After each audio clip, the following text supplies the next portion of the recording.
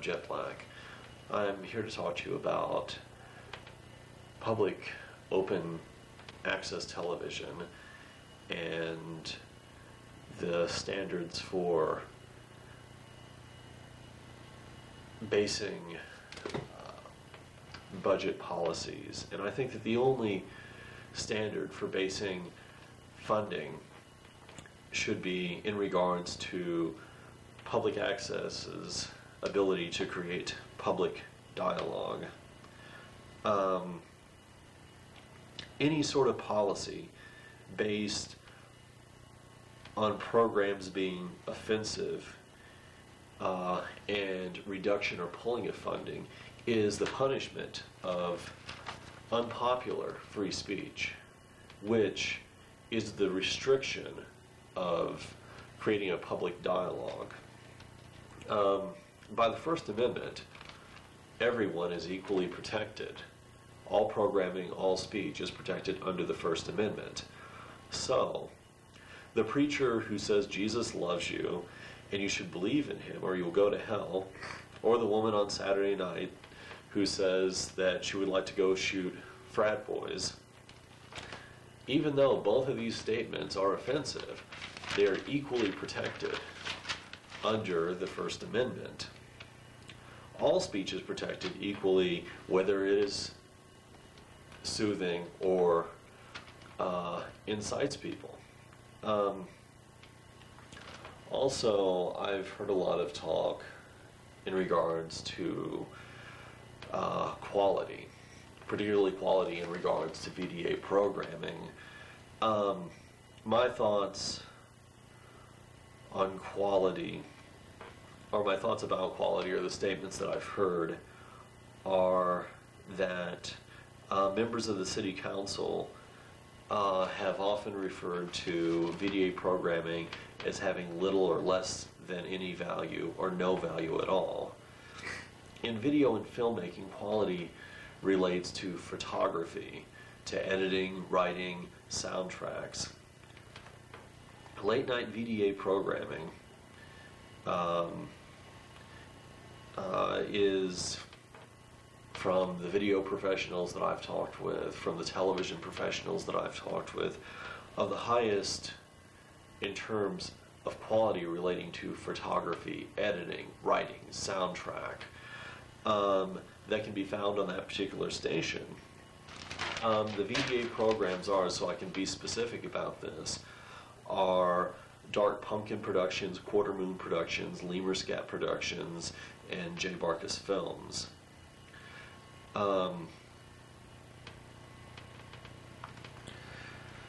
It seems to me that when members of the City Council or individuals in relation to this conversation have talked about quality, what they really mean is taste. And taste is much more of a subjective thing. Quality is not based upon whether someone likes or dislikes something. For example, the work of Shakespeare, the writing of Shakespeare, is not of poor quality just because someone doesn't understand it or doesn't like it. The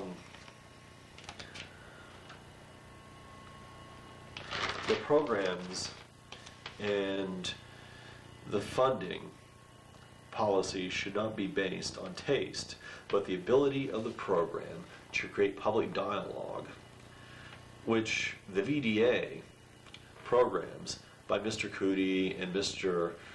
Bouchard's own statements, have said it does this, because they said they received numerous phone calls. Now, they said they received negative phone calls, yet negative dialogue is still dialogue.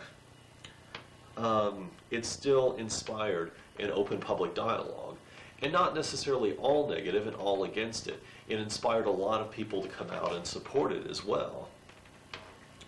Free speech, unpopular speech, should be rewarded in the same way that popular free speech should be. It creates dialogue. It encourages political involvement in the community, and it gets people to assert their will into the government more than they have prior to such a dialogue.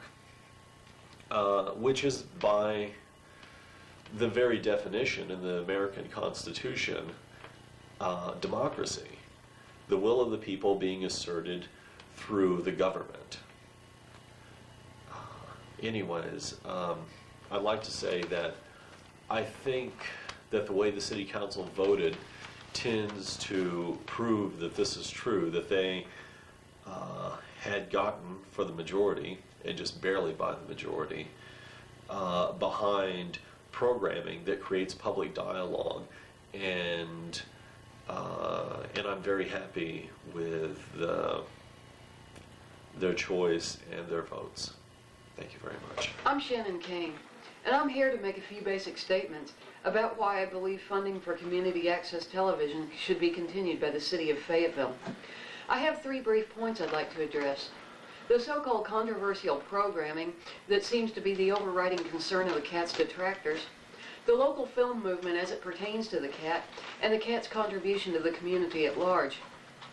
Those opposed to the continuation of funding for this important media outlet have been taking the CAT to task for what they deem to be controversial programming.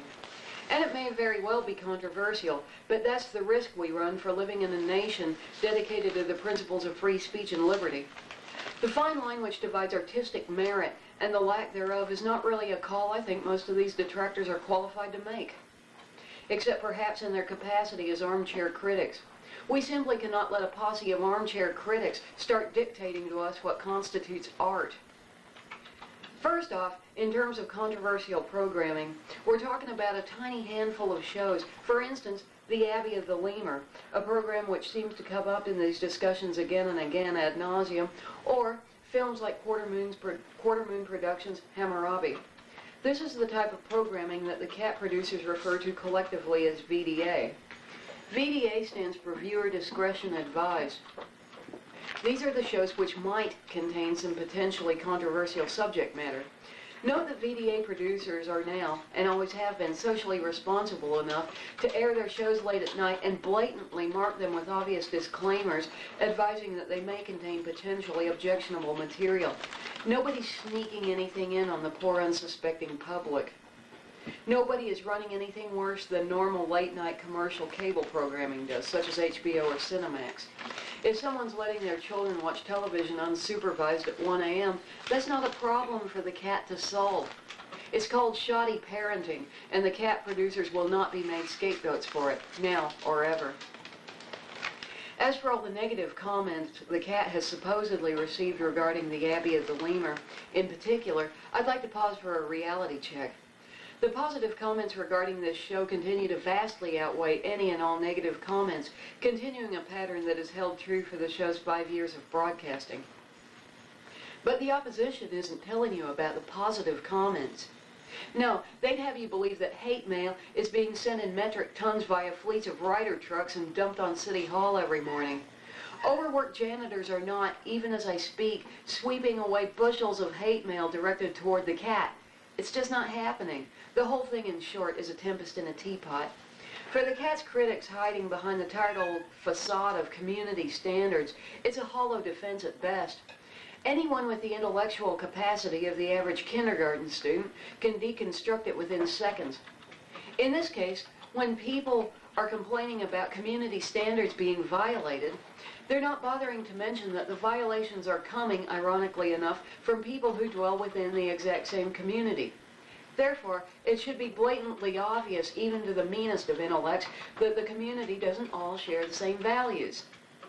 It's called diversity.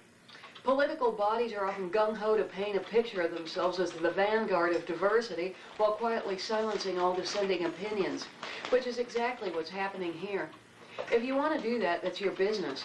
But don't be surprised when the whistleblowers come around and publicly make you look like the world's biggest jackass. You can't have it both ways. You can't have free speech and safety. You can't have complacency and progress. Attacking the VDA shows is a straw man argument. It's beneath the dignity of any rational thinker. Can anyone tell me what on earth is wrong with adults making programs that could be enjoyed by adults? Not every program has to be made for the Barney the Dinosaur crowd. Of course, that's the kind of programming that adults who can't think beyond the preschool level want. They want nice, safe little shows that won't invade their cozy, leave it to Beaver world. I cannot think of anything more anti-American than denying a citizen their rights to freedom of expression in whatever form it may be manifested. If that's the game you're wanting to play, you might as well take the United States Constitution and use it for toilet paper. To support freedom of speech, but only if it's free speech that you happen to personally approve of, is the absolute zenith of arrogance. What a self-serving and narcissistic agenda. At any rate, the joke's over. Do you think that the viewing public is really that short-sighted and clueless? On the Abbey of the Lemur alone, the show's hosts discuss such diverse topics as politics, animal welfare, overpopulation, homelessness, religion, parenting, local culture, history, and art. What more would they need to talk about to become redeemable members of the community? Social issues? Check. Diversity? Check. Alternative culture, human rights, philosophy, ethics? Been there, done that. Lack of content? Don't make me laugh. The only thing lacking here is the ability of people to open their minds and listen to what's really going on instead of issuing one lamentable knee-jerk reaction after another. Now let's turn our attention to the local film community for a moment. There is a burgeoning independent film scene in Arkansas. Much of it is coming directly from filmmakers in northwest Arkansas who also happen to be cat producers. That means that Arkansas films, edited at the cat, are being seen in locations as far away as Los Angeles, New York, Dallas, Honolulu, Sweden, the Netherlands, and the United Kingdom. Now, many of our local filmmakers have been working on shows non-stop, particularly those of us who are shooting full-length motion pictures. If it hasn't occurred to anyone yet, it takes time to make a film. We got people who have been toiling on films for over a year now, sometimes several years. Where do you propose that they show these films when they're finished? The network channels? HBO? Cinemax? No, they were going to be aired on the cat, except that now there's talk of the cat not being there. Well, maybe these people, members of the community, your community, can huddle together in some dark basement and watch their films premiering to an audience of 5. Which brings me to the cat's impact on the community. The cat is bigger than you think. It's not just about Fayetteville.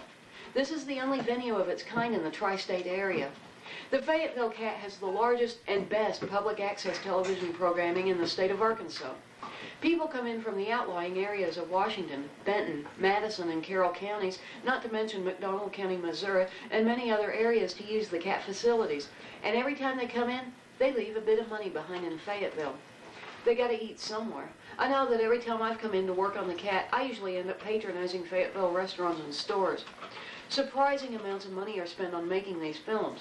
The props have to be purchased somewhere. Often they're purchased directly from Fayetteville merchants. Cat producers pay revenues to acquire their producers' licenses. They purchase film and equipment in Fayetteville. Many people have stayed in this area for the sole purpose of working on their projects at the Cat, which in turn leads to the purchase of property, or at the very least, the rental of a residence, hence resulting in the further collection of tax monies. These people often contribute tax revenue for local schools and other public works. Don't bite the hand that feeds you. Yes, the city's giving money to the Cat, but it's not a handout for beggars. If it were possible to track and add up the revenue that the Cat brings into this city, you might find yourselves very surprised. There seems to be some strange idea among the more reactionary camps that film is somehow a lesser art or a poor cousin to the general gamut of the humanities. However, film is merely another extension of the visual arts. Every city worth mentioning in the United States has a film scene. Now, we can either promote our local filmmakers by giving them a venue to work within, or we can continue on a course of ignoring the arts in the name of saving a few bucks. What kinds of people do you want to attract to this area? Educated people generally will not move to areas lacking in the arts. A person possessing any sophistication whatsoever will definitely not move to an area devoid of art. In today's culture, art always includes the medium of film. Wake up and smell the progress. It's time to stop being provincial, xenophobic worrywarts who continuously think inside the box. The issue is bigger than you are. This is bigger than Fayetteville. Attention is being drawn to projects conceived, filmed, and edited right here in this city, and now a tiny handful of people are braying about shutting it all down due to some bogus concern for funding, which everyone with half a brain knows is merely a smokescreen for censorship. This city has coughed up enough funding for enough ridiculously expensive projects that the CAT funding is, by comparison, a drop in the bucket. Just because an infinitesimal handful of critics are saying that the shows have no artistic merit, do you actually intend to believe them? Do you want to be personally responsible for cutting off this vital and innovative outlet? Do you want Fayetteville to advance in the arts, humanities, and other hallmarks of the civilized world? Or would you prefer that the city keep on acting like another stultified little backwoods hick Arkansas town? Remember, we're not only progressive, innovative Arkansans, we're also Americans, who historically stood for the promotion of self-expression in whatever form it may take. Scandalous or enlightened, outrageous or inspirational, it's time to take pride in our own citizens, the ones whose standards we're purportedly invoking any time we discuss matters of community standards. It's time to move ahead in the name of the entire populace and not just a privileged few. It's time to take back our community, revitalize our arts, and move forward in the name of cultural progress. This would make Fayetteville a place where all of its citizens will not only be proud to live, but will also be granted that most important of all blessings, a voice. And when you reach the bottom line, that's precisely what the CAT is, the voice of our community. And that's a beautiful thing, which obviously deserves our continued civic sponsorship and utmost support. Thank you. Okay, hi, I'm Fury. And, I was really wanting to thank everybody on the council, first of all. This is the obligatory ass-kissing section here. I wanted to thank everybody for actually voting funding for the CAT. Y'all did the right thing. I'm proud of you. And so don't take the rest of the rant as like angry polemic against you personally, because what it's really about for me is a matter of principles. And so what I want to talk about is the fact that some of the principles I want to illustrate are, as best I can tell, what almost caused there to not be funding for the public access station. And that I'd kind of like to go off on a slight sidetrack about, especially since I still have to say, I'm going to be saying it till the end of my days, that I was really upset to watch on video twice the meeting that took place prior to the budget meeting on community access, wherein the entire council sat around a nice round table and laughed and made all kinds of unsavory remarks about specific content on specific programs on community access television. And then in the open meeting, all of a sudden, somehow free speech and content and merit of programs are no longer an issue. All of a sudden, funding and whether or not we have money for this is not only the issue. And I want to say, no, it doesn't work that way. If you're going to make it an issue, you know, make it an issue. And don't make it an issue in what looked to me like a private meeting where I certainly didn't get to see any community members come up and say, excuse me, why is content an issue? You know, if that's going to be the issue, at least have the guts to come out and say that. Being a politician has become way too much about votes and way too little about doing the unpopular thing that's good for the people and letting them hopefully have the sense to figure that out. You know, again, a slide aside. But I wanted to mention something that the Lemur crew here especially didn't know much about, which is a conversation that I had with a friend in the community that leads into actually what I have to say about free speech and what community access programs do for that remarkably well. And this was a conversation, and by the way, if the people I've had this conversation with are watching, it's not that I disagree with you. I actually agree with you strongly on a few points. It's just that you always make me think, you always give me new ideas, and it was a good conversation that brought up some new ideas and really helped me clarify my thinking on this. And the conversation was wherein I was called up by a friend, and she called me, who is neither actually a community access producer or a filmmaker, except, you know, the occasional random thing I film for my own twisted pleasure. Me, whose home is clearly labeled an anarchic sovereign nation. Yeah, it's an anarchy, and I've seceded from the nation. It's on the door and all the walls, so no one can miss the fact that they're in an anarchy now. Known as the Asylum. Me, who is an extremely rabid advocate of personal freedom and minimal government, and I think everyone who knows me knows this person calls up me to complain on the behalf of several people who have never yet managed to step forward and complain to me. I went and talked to them to ask them, hey, what's going on here? Who had been at a party wherein there was a flag burning scene on the Lemur show occurred, and she was stating that she felt it was wrong and irresponsible for an image of partygoers to be used without their permission and out of context. And I do agree, and I still agree, that all producers of all productions need to be careful about obtaining the informed consent of those who will appear in their productions. But I want to remind everyone that I don't know of them being legally required to do so in a lot of cases. I mean, I might not want people to show a video of, say, me, a hypothetical LAPD cop beating the daylights out of Rodney King, but I don't think I get to sue anybody if a news channel happens to catch that and show it on national television. I mean, if I show up in a crowd scene at a news coverage of a KKK rally because I really, really had to pee and popped into the auditorium, and someone catches that on film and puts that on TV, there's not really much I can do about that except make public statements myself saying, no, not really a KKK member. So much for consent. I'd prefer it to be obtained here, but it's an anarchic nation. I mean, clearly warning labeled on the door. Even people are free to videotape, and other people are free to demand that this not be done of them, and they're free to drop kick the damn camera if this requirement is not met to their satisfaction. It is not my problem. But as for the content argument, first, I just watched the flag burning sequences as the information I'd been told implied the people who wished nothing to do with this event had been edited into that sequence out of context in such a way as to make it appear they supported this behavior. Nope, sorry, didn't see it. I guess it'll have to be physically pointed out to me on the screen because the sequence I saw had the occasional extremely blurry smear of pink behind it that I presumed might have been another human face, and a random snatch of obviously unrelated background conversation that couldn't be attributed to any of the human-shaped shadows standing around. So the only implication I can see in the video that anyone there besides the actual flag barbecuing participants in any way supported the actions taking place was the fact that they were, in fact, physically present at the party. Participating, I might add, in other not widely socially accepted activities, such as a little bit of bare-ass traditional birthday S&M, some applesauce wrestling, don't ask, pyromania of less politically volatile sorts, that sort of thing. So if you feel that merely being at a party where things your government doesn't like or agree with are taking place, a party where things are not easily accepted by your society are going on, and you feel like being publicly outed about this against your will is upsetting and possibly a violation of your trust in allowing yourself to be videotaped, well, I mostly agree with that. But I suggest you take a look at your government. I mean, you all really think that just being present there should be enough to sink you? If you're in Washington toward the Capitol and you see you've just walked through the background of a shot where someone's being filmed burning a flag, do you have the responsibility to quench the burning flag by throwing your body upon it?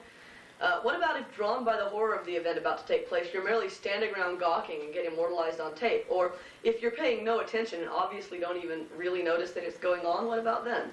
I mean, if you think your government or your family or potential job is so harsh and so unwilling to listen they would render consequences upon you for something you obviously neither did nor participated in, then perhaps it's time to rethink all of those things: family, government, job. I mean, nobody here used Photoshop and CGI to edit little turbans on everyone's head and place little pipe bombs in their hands. Nobody dubbed any words in anyone's mouth or moved them physically, contextually, or politically in any position they did not take at this party. Well, it was mentioned, of course, we did all these things in the expectation we'd stay private, not in public, and yes, I agree, and that problem will be fixed and stay fixed in future, and I apologize since nobody thought anyone would have a problem with it. But hey, guess what? We were all completely drunk, out of our minds, making out with the family, pit bull drunk, sticking live rats into our mouths drunk, walking through the party buck-ass naked drunk, puking like the gastronomic equivalent of an automatic weapon and crying to God, Mommy, and Jack Daniels to forgive us kind of drunk. And for invitations to these things, call 1-800-YOU-WISH. So when mentioning that, since these unwillingly filmed victims were too drunk to remember to say, hey, don't film me, a fair and worthy point that my friend made, please also keep in mind the drooling bastards doing the filming were also drunk. And in my capacity as a safety instructor, I want to remind everyone alcohol affects judgment the moment it hits the bloodstream, and how badly depends on tolerance and amount of alcohol. And let me just say that if any of my friends, including the friends I had these conversations with, drink alone in private the way they drink at parties, please get help immediately. So I doubt if any of us here have the tolerance to handle the amount we drink at my parties without a few minor errors in judgment. On all our parts, I know personally we've all forgiven each other for equally ridiculous errors in judgment at other parties all across the city. So if the upset people were offended in part because they lacked judgment at the moment to ask for better treatment, remember the upsetting party was also similarly impaired at the self-same moment. Please don't drink and film, people. Seriously though, there is one more thing that I want to address, not as a personal thing, but because it was also brought up as a very interesting and important point about free speech and made me think about some new things, for which I do want to offer thanks, because these new things are an excellent lead-in to some of the points that I had to make at the city council meeting that we attended. I mentioned that I, in this conversation, note that pronoun, I, understood the issues here and would try to help fix them even though they're not actually my problem, but that I had a little dilemma there between my emotional support and responsibility to friends and my ideological support of a very important principle, and that I, noticed that pronoun again, was just glad that anybody was doing anything for the scene. And in a later conversation, the same person and the same people all stated that any scene where anyone would burn a flag and claim it was in support of 9/11 was not a scene they wanted to be any part of, and would I please not accuse them of that. Now, this is exactly what everyone has been talking about in this rebuttal. If you don't understand the art, don't comment on the art. If you're not really sure that you're able to extract the meaning from the art that was in it, then maybe, I'm sorry, but maybe you don't need to be making a commentary on it until you're sure that you do understand it. And maybe you need to examine your reaction and say, is this an angry, patriotic, knee-jerk reaction coming from values instilled in me since I was old enough to be dragged into kindergarten and forced to recite the Pledge of Allegiance, like it or not? Or does this actually come from my true feelings and my true beliefs? And have I even taken enough time and given it enough credit on its own merits and examined it on its own merits enough to actually understand the difference between the two as far as this art goes? Because guess what? During the 9/11 disaster, I saw several beautiful shots of a flaming flag that was still barely attached to a twisted leaning flagpole in front of a dust-shrouded heap of debris. And I thought that was a beautiful and powerful statement on exactly how most of the nation felt at the moment, and it was certainly being presented that way on news channels around the nation. So I can only guess that with regards to flag burning 9/11 and what flag burning says about 9/11, it's a question of context we're talking about here. And nobody said anywhere in the sequences that I watched that this was regarding 9/11 at all. The political references I heard, the only ones, were with regards to the Patriot Act and the Homeland Security Act, both of which take away, yes, as you said, hopefully temporarily, freedoms that were fought for by our forebears, freedoms for which the blood and courage of true Americans have been spent on all shores of the world, including right here. In what way does the image of their blood, purity, and courage, the symbols of the state's unity into a great nation, in other words, our flag, not accurately represent those feelings? But nobody said that this was about 9/11. Now, later on in the more interview-oriented parts of this one sequence, I think reference was made to 9/11, but nobody ever said, hey, we're burning a flag to show what we think about 9/11, nor made any implications to that. But leaving that major discrepancy in the argument completely aside, don't worry, all you viewers, partygoers alike, it's not a scene you are part of, this scene that you don't want to be any part of. It's not a scene you ask to be part of, and nor can you ask to be part of it. You have to be part of it by your actions. You can make a production and air it on the public access station. You can write editorials, write your congressman, your mayor, go to a city council meeting. Guess what? If you do those things, you'll then be part of the scene. Yup. The scene of people who are politically interested and concerned and who wish to exercise their right to make the kind of statement that matters to them. Reference was made to the fact that there is such a thing as an act of creation that's intended to destroy. Sure is. Guns, nuclear weapons, armies, all manner of such lovely things. Our country has a lot of them. So what? We can argue the validity of the existence of all those things, but to argue whether or not anyone has the right to say something based on whether or not we like, agree with, or are shocked by the content of their speech or expression is to deny the ideals of the founders of this nation. And I'm sorry to say that, in my opinion, most of the discussions that I have wound up having with people regarding controversial material on public access television have come off sounding as if this were the inner dialogue of self-justification going on inside their heads as we spoke. Well, I really don't like what these producers have to say. I can say that. I think their ideas are all wrong. Yeah, I can say that. That's just an opinion. I think it's only there for shock value. Yeah, I can logically get away with saying that. I basically think it's bad all around, and I think idiots like this shouldn't be allowed on the air because they give free speech a bad name, but damn it, I can't say that publicly because then it would sound like I don't believe in free speech and I'm a fascist bastard. So I have to say that I think it's okay for them to do it because I do believe in free speech instead of sounding like the content should determine whether or not a person gets to speak. I really think that almost everyone I talk to missed the point. They come almost up to it and then they balk and shift the focus of discussion. That content doesn't matter in the issue of free speech, which is another issue that I want to talk about and talked about at the city council meeting. Content is not the issue. Content, value, or validity of anything a person says under their First Amendment rights must never become the issue. The only minor places I'm willing to see any flexibility in that at all, in cases such as screaming fire or bomb in a crowded theater, I mean, that's not a very nice or legal thing to do.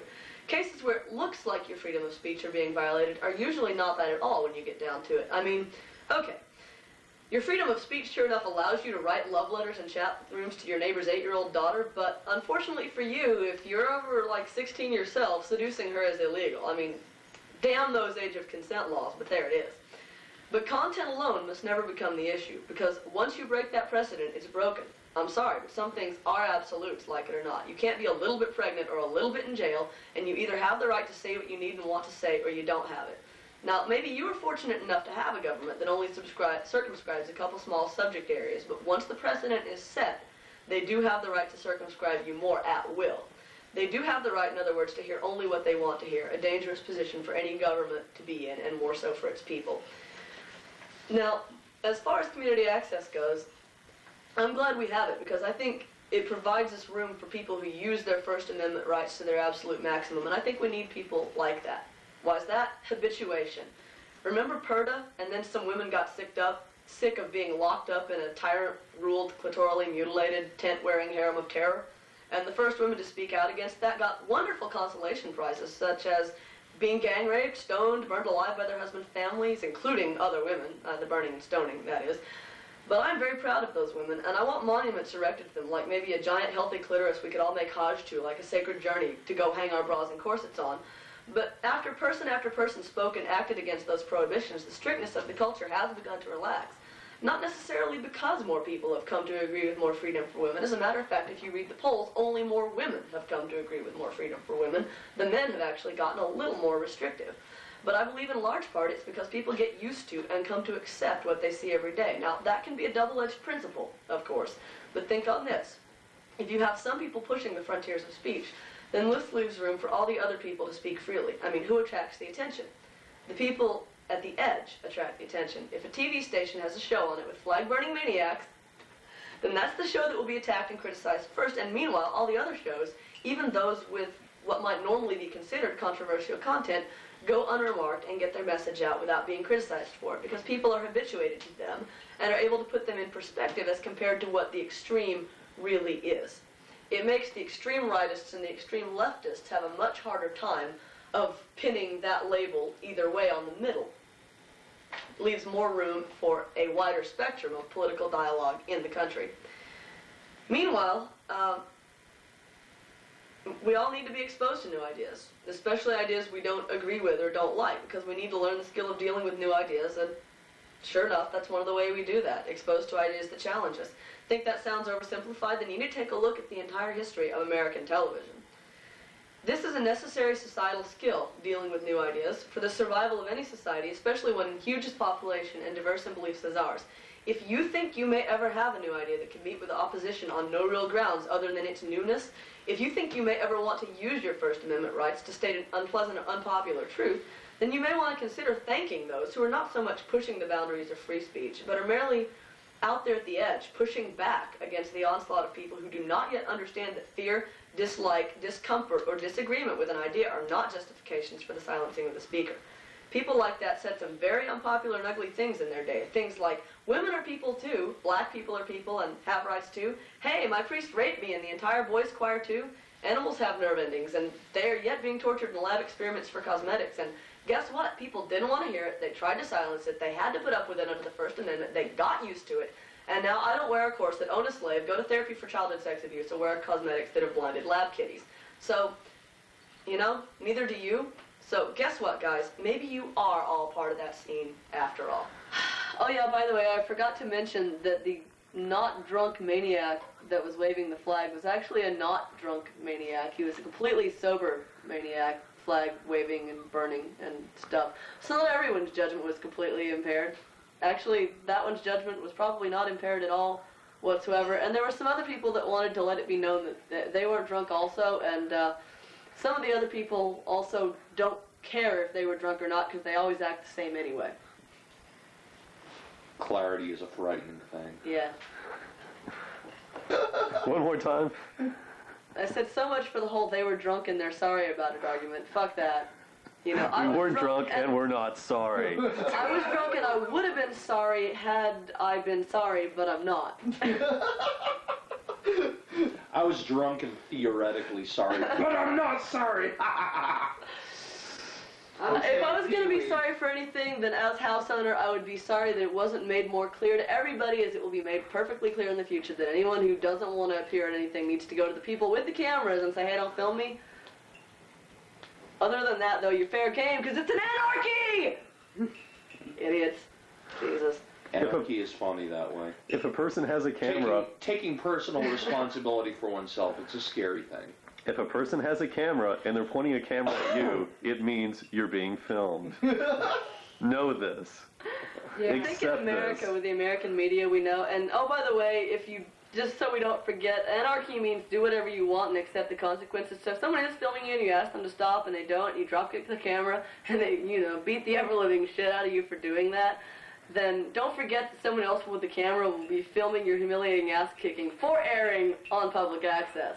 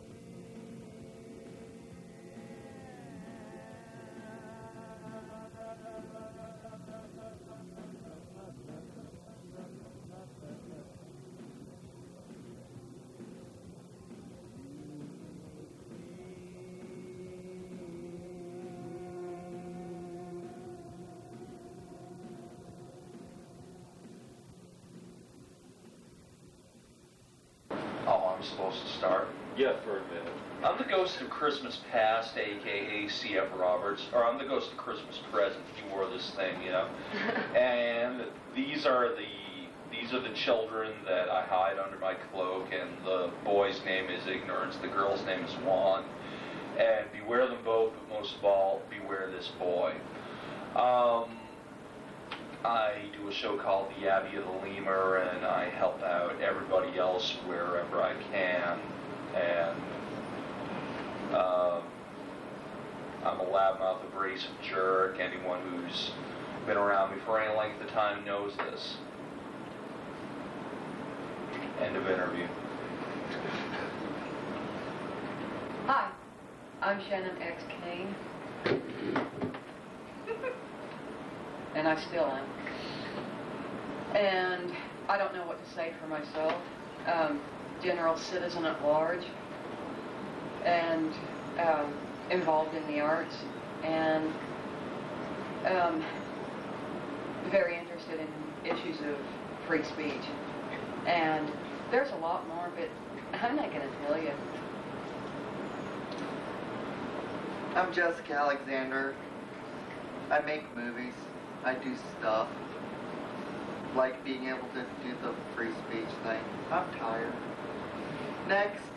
I'm John Marcus from Jet Black, and I make short movies that are abrasive, sleazy, and I hope entertaining. Dreamer, Thanatos, Cream Core, Bastard Messiah, and various other things. That's basically it.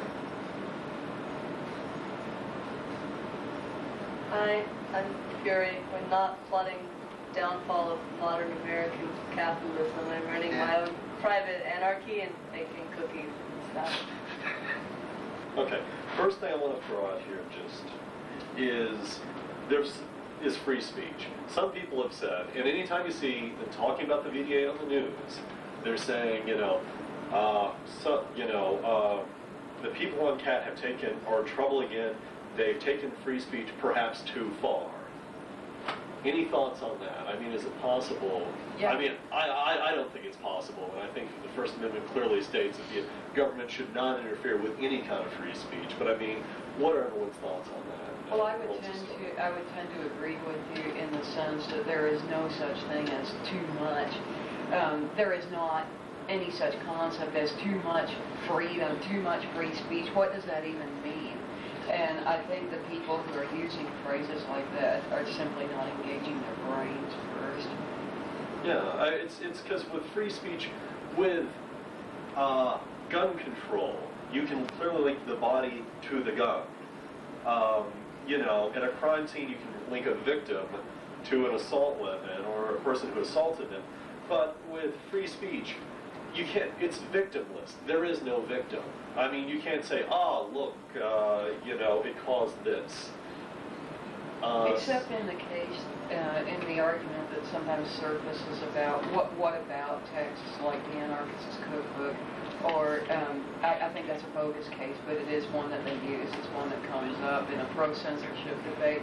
Or what about directions to either the manufacture of illegal drugs or weapons of mass destruction, and what would be the counter to that? Right.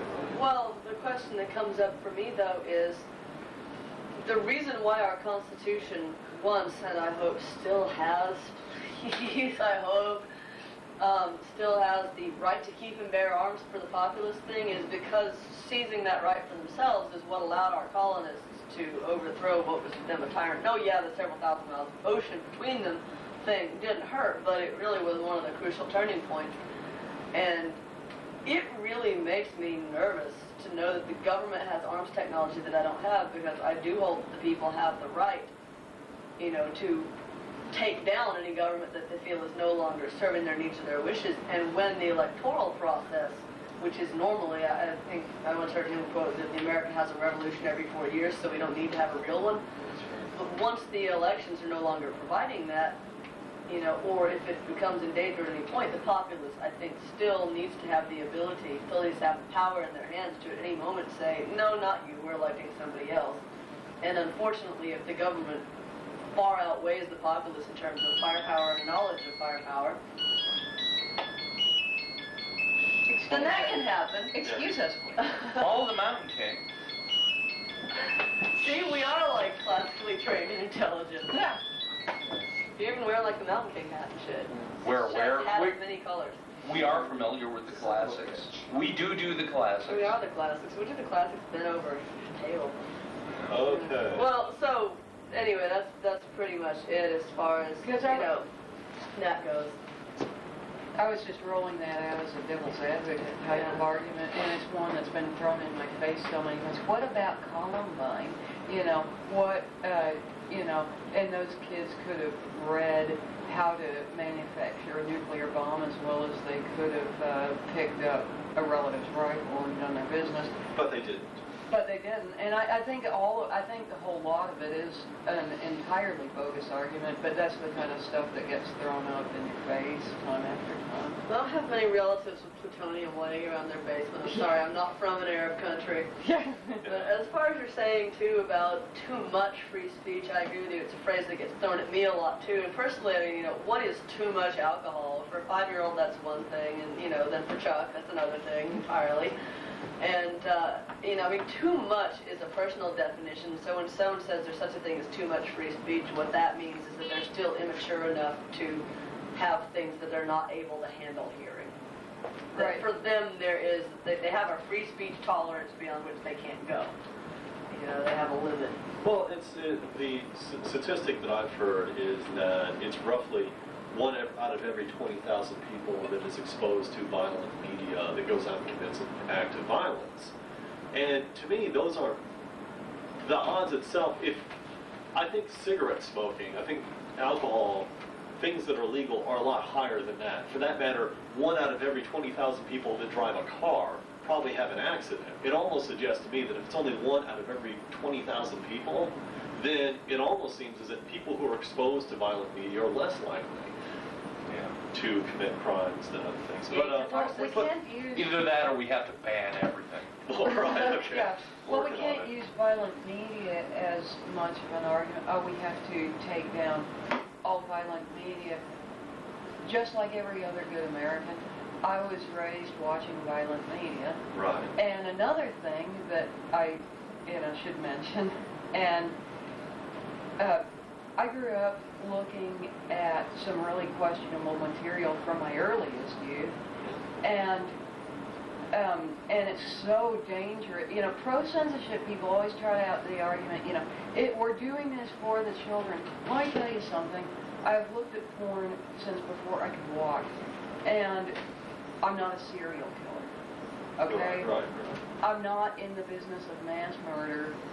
I didn't shoot the president this week. It's okay. This week. Yeah. Well, it's and going back to the whole, bomb making information anarchist cookbook, within what we're doing, the VDA crowd, we're not basically telling people how to make nuclear devices, weapons of mass destruction, or, how to make LSD. I mean, not yet. You're doing worse. You're telling them how to think. That's more dangerous. Right, I know, which may be the problem. We're telling them how to make weapons out of their minds. Right. The most dangerous. And I say that in the sense of the quote that says that if a idea isn't dangerous, then it's not a very good idea. That's. So, okay, let me just move on to the next thing. Okay, there's been a lot of talk about quality.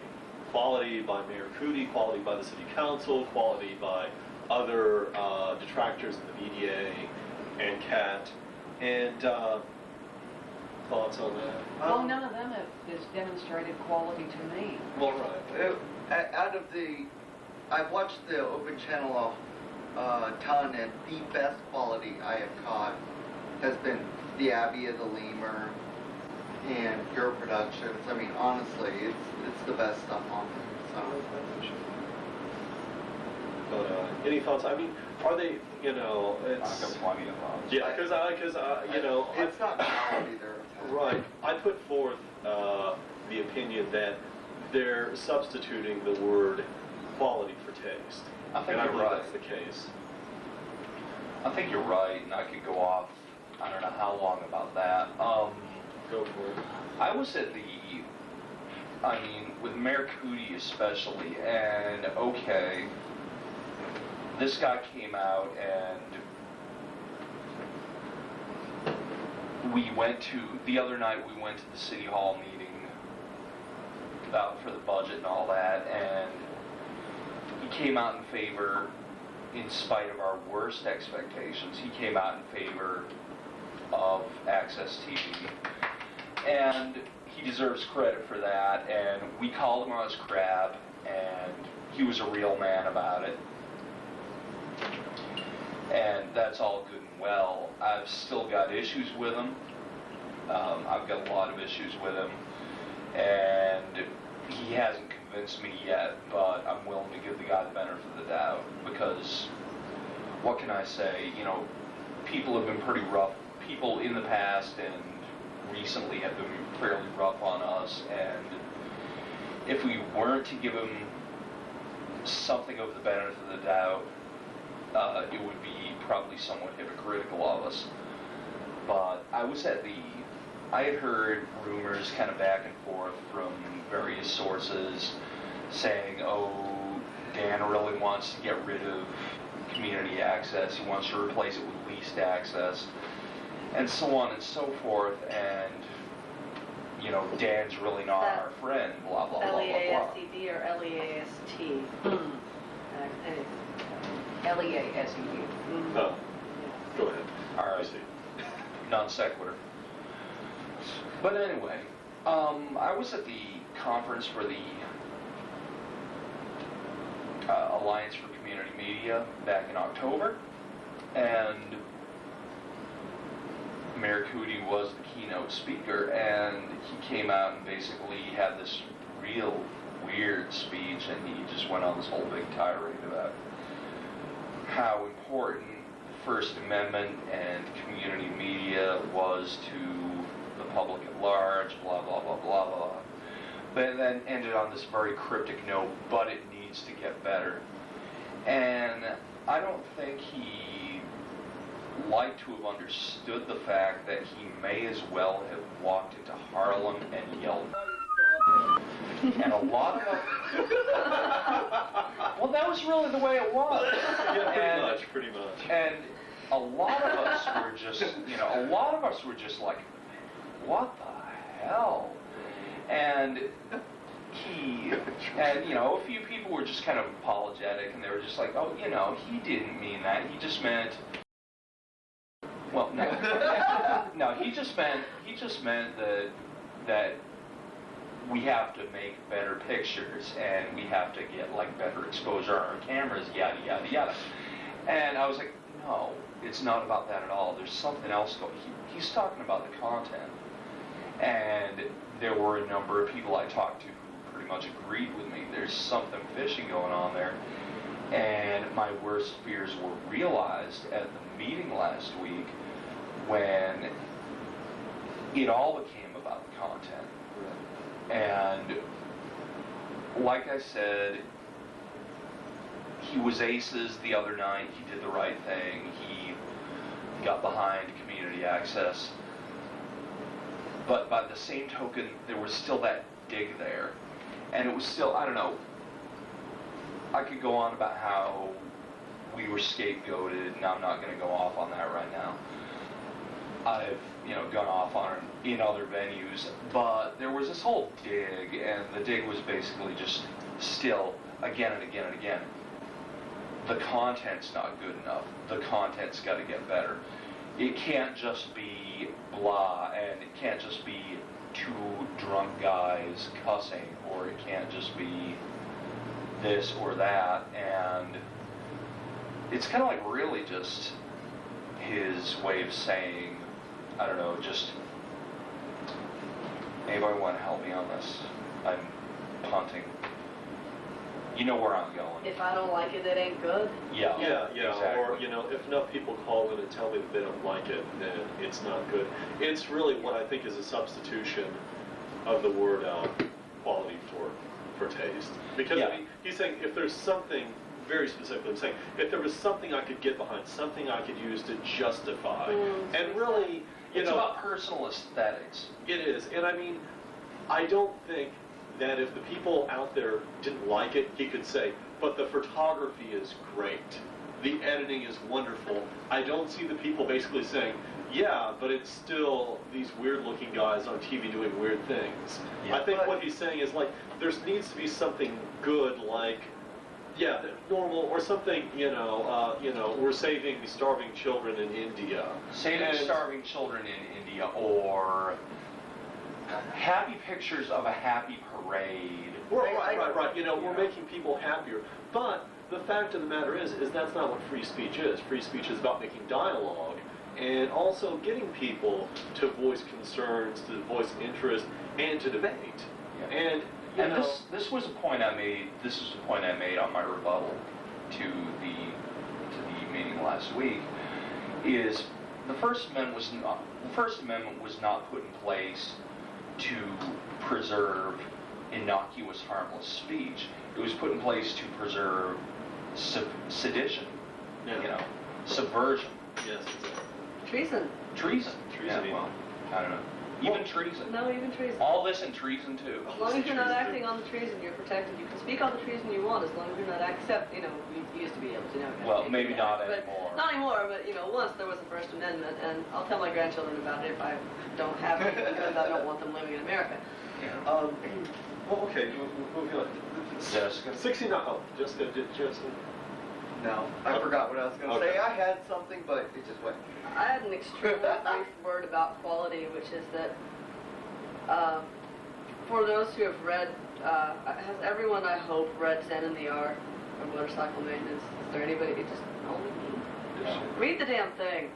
It starts out as a travel log of a motorcycle trip, and about 10 pages it takes a screaming left turn into beautiful philosophy of quality and the criteria by which we determine, and spends the rest of the book that way, detailing this guy's retracing his search for that, or retracing the search of the self he was before he got electroshock therapy, and he's trying to trace his way back to how this guy figured this out, who he used to be.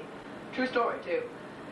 And what he wound up with the fact that quality is defined as quality through its inability to be defined in a lot of ways by any one person. So what it comes down to is, that quality is what you perceive as quality. Quality is what you like. And as soon as you take the just out of, well, quality is just what you like, as if it's not important. What you like determines, whether or not you survive in extreme instances. So quality is such a personal definition, and if we're going to let one person's personal definition therefore rule what quality is, then hell with it, then I'm going to move into a dictatorship and hope for a dictator I agree with, I guess. Well, I've got one thought on that, real quick. Yeah. Basically, quality, what you like or what you don't like. An artist may make a video or another kind of art that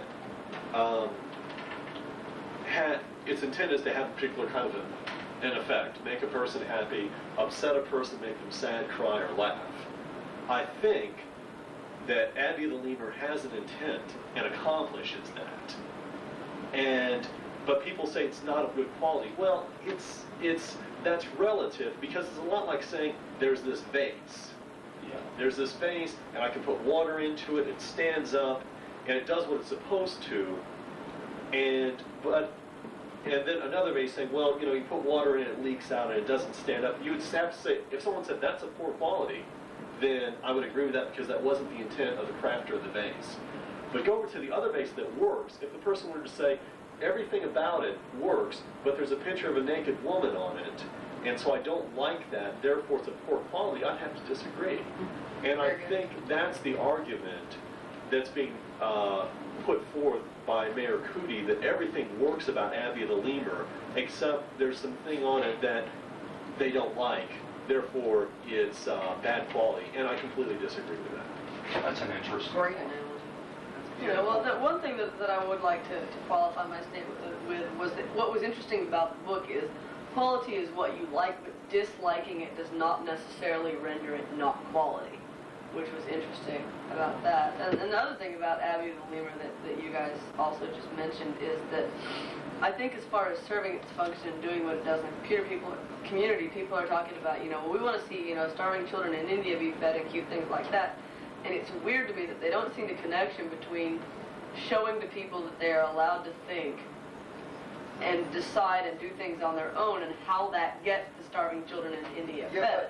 But also, who says what the community wants? I mean, honestly, every time any one of us hits the air and does a live call-in show, the lines are overflowing, and most of it is positive. Actually, almost all of it is positive. Yeah, right. And people want to, even if it's not necessarily completely positive, it's people that want to call in and participate in the forum that we're creating.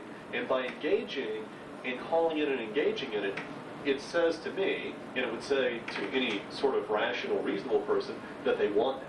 Yeah. I remember the voice of the community from the call-in show I participated in. The voice of the community was, we like full body tattoos. We want to see more tits. That was another voice of the community. Yes, it was. We want to see that guy do do something hideous to who was it? Yeah, lick a boot. Yeah. We want to see Panda lick a boot. Let's see that guy like do something kinky to the pig again.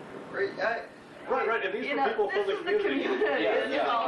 This is the community. Yes, the stewards of the money of the community might want to disown these people, but guess what? They're out there. They want tits, tattoos, boot licking, and pig. Right. I mean, the stewards of the community may want us to go down to the mall and talk about how great it is there, so people will go down there and spend their hard-earned dollars there. But that's not what the community wants. Right, and then all the time. This is like midnight to 2 in the morning. We're talking, and people are still.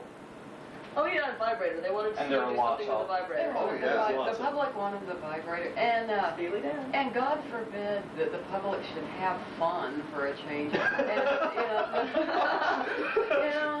So why don't you smile for the camera? These people are having fun. They're not weeping over starving children in India. We have to put an end to it. They're gonna love it. There's no law that says that we can't have both things. Yes, we can raise the funds for the starving children in India. With vibrator. Or in Washington County. Yes, and we can accomplish the same objective with vibrators. No, we can have... This I want to see. We can have different levels of programming, and that's something that people are ignoring on a large basis. Our detractors are ignoring the fact not everything has to be G-rated. Right. The only thing that we're under obligation not to show the public is XXX, full penetration porn. Other than that, we've got full license, and we intend to use it, and I don't think that's a bad thing. And I think there is some segment of the community that can only handle shows crafted toward the intellectual capacity of the average 5-year-old. Oh, yeah. And then there's another segment that can handle most of the rest of the programming. And then there's a segment that wants the more hardcore or outrageous or funny or brutally satiric programming. And that's where we come in. Then you have the people smoking crack in their living room who really dig Abby and Lemur. The people smoking crack in their living rooms who, just get turned on by the Weather Channel. And you know what, though? The people smoking crack in their living rooms, they're the community. They are part of the community. Yes, they are.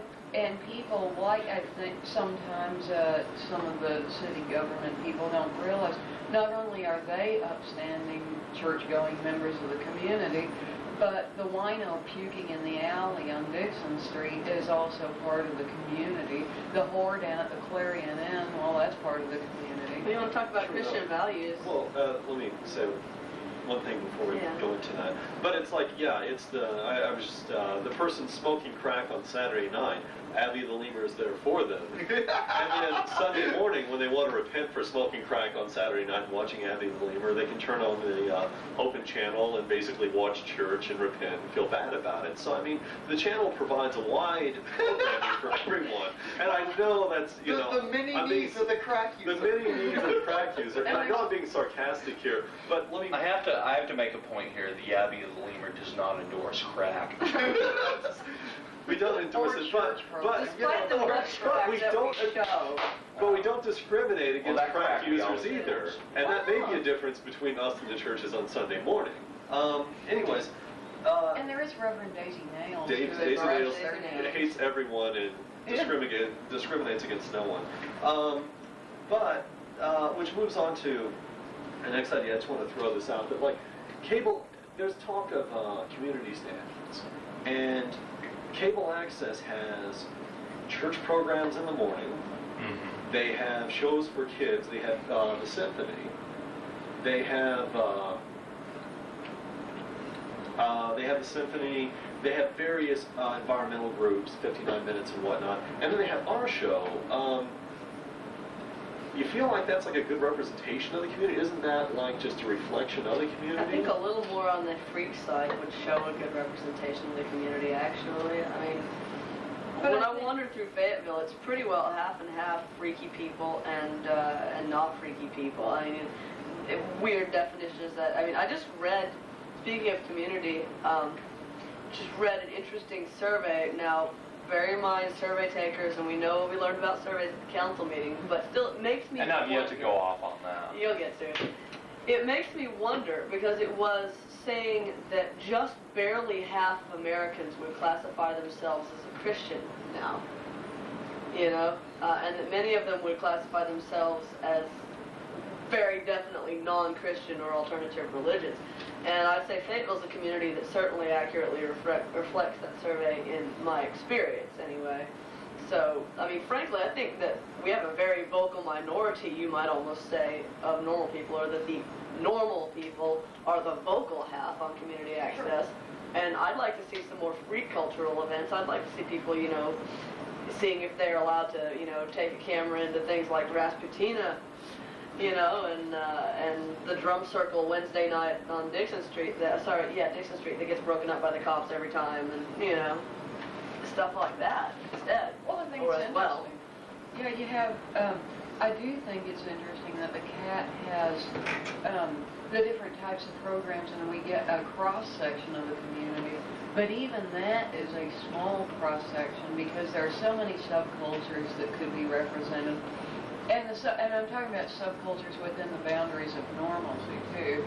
And there's so many people into so many things, and I think that we're off to a good start. But I don't think that's where it's going to stop. And I think it's as much as the left wing wants to bitch and moan about them, I think it's important that we have the church programs, if that's what people feel moved to present, because that represents a part of the community. The children's programming, as lame and hideous as I think children's programming could be, even when I was a child, you know, Especially when I was a child, too. you know, and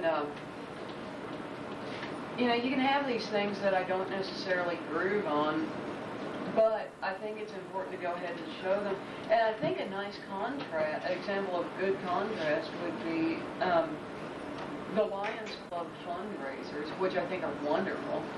And you have that versus Meet Jet Black, or the Abbey of the Lemur, or anything else that might be VDA material. And that shows two really neat sides of the community. And people want to close things off. Well, our community is only the normal side. No, it's not, and it never has been. There has always been a freak contingent within the community. The freaks are not saying, let's cut off the right-wing programming. We've never said that, and so I want to make it clear that the religious programming is fine. When was it? There was some really homophobic programming that was done a couple of years ago. That's back during the whole human dignity resolution. Yeah, and it was extremely homophobic and as outrageous, backwards, provincial, and vulgar as that may strike me. They do have a right. And so I want to say that we're not out to curtail anybody else's rights. We're just out to offer an alternative opinion, and that's what it boils down to. Well, I've always been very proud of the fact that none of the so-called freaks, and that label didn't used to be applied by us. It started being applied by the normal people, you know, and after a while we're like, okay, so we're freaks. Good. Nice to know what we are. You know, and those so-called freaks, one thing that I really encourage people from the more right-wing sides to notice is, you know, that they are all the time advocating that, you know, these people shouldn't be allowed, you know, the air that they breathe. We ought to give them an air allotment for the day, and they have to ration it out, you know. I mean, it's pretty much what it comes down to. And yet, I've never heard any freak basically say this hate-mongering jerk who's advocating that everyone like me should die just because we have a weird choice about precisely what we like to have sex with, you know, or whatever. I mean, as, you know, like our own gender instead of like somebody else or, you know, whatever. You know, I've never heard them say, get that idiot off the air. Now, I've heard them say, I wish I could get on the air and say exactly what I think about that, and some of them do, but even when saying that, they don't say, get the hate-mongering idiot off the air. They say, you know, I think that this guy is a hate-mongering idiot because, you know, here's what. And the other thing that I hear from the right wing a lot is I hear a lot of what legally falls into the classification of slanderous and libelous talk, which is that I hear them saying, you know, that all faggots are evil and they're perverting our children by breathing the same air, and we must make all our children wear gas masks. You know, and that way they can't accidentally be forced to suck any uncle dick or something. And, you know, and because of this, it really just, I'm very proud of the free, I mean, that's completely slander, you know, to say that if you are gay, you're evil, you know, or to say that if you get an abortion, you're going directly to hell because you're an evil, licentious woman or whatever. That's slander or libel, but the, you know, things I hear on things like the Lemur Show and the more out there shows on Community Access say, I think that that person's opinion is, you know, the opinion of a hate-mongering jerk, but hey, he has the right to it. You know, they don't say you are a hate-mongering jerk. They just say, I think that's the kind of thing that someone I think is, you know, like this would say. They're not saying you are this. They're not applying labels. The first label they apply is a pronoun, I. I think this. I believe that. And so I'm very proud of the more out there contingent on public access for being that way. Let me move on here shortly. Let me move on here shortly. Okay, so, I mean, you know, you talked about the Lions Club, you talked about the church, various church organizations being on there, and actually wanting to be on there, and these different people that are on there, and is it worth, and I'm being something of a devil's advocate here, $69,000 a year, or should we just buy everybody a medium Coke, as someone pointed out at the meeting, because that's really what everyone in Fayetteville, the 60,000 people divided up, that $69,000 equals a medium Coke at a fast food place. Is it worth it? Is that I think that free speech is absolutely worth the price of a medium Coke. And sorry, but I know that'll disappoint some people. But, yeah, damn you, McDonald's. Yeah. But yeah, you know, if you give me the choice, freedom of speech or a medium Coke, you know, I'm probably going to say, I think I'll take the freedom of speech with fries, please. Right. And, I think that the price should be added. 69,000 is a bit low. Well, Yeah. let's see here. I mean, it's the whole, the concept of freedom of speech or saccharin pap with addictive substances in it that encourages you to become dependent on an outside. Analogy more accurate than we thought. Well, Yeah. Good point.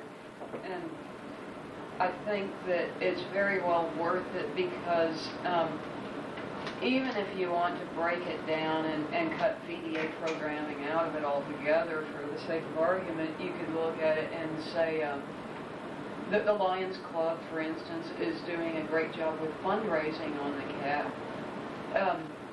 What I think is important is to raise public awareness of the CAT's facilities. It doesn't just have to be the Lions Club.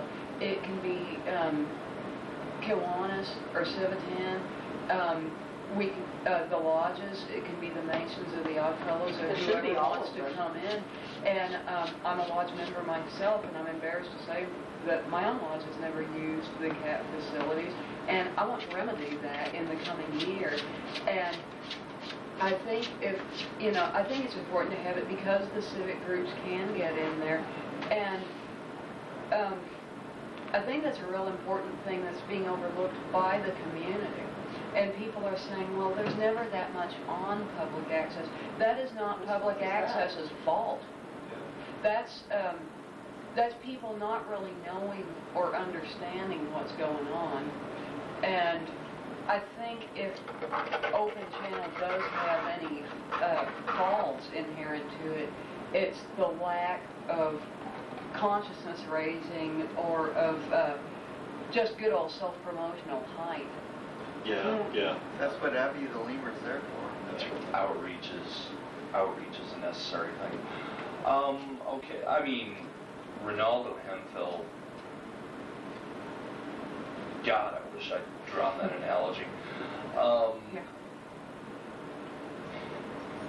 I don't know, I guess my whole thing is, if the question asked me is, for the price of a medium Coke, you get this channel where not only, where it'll give all these nonprofits a voice, blah, blah, blah, blah, this, that, and the other thing, and you may not like everything that's on there, but you know what? You can get on there and say and do anything you want, and so can your friends and neighbors and anyone else in town.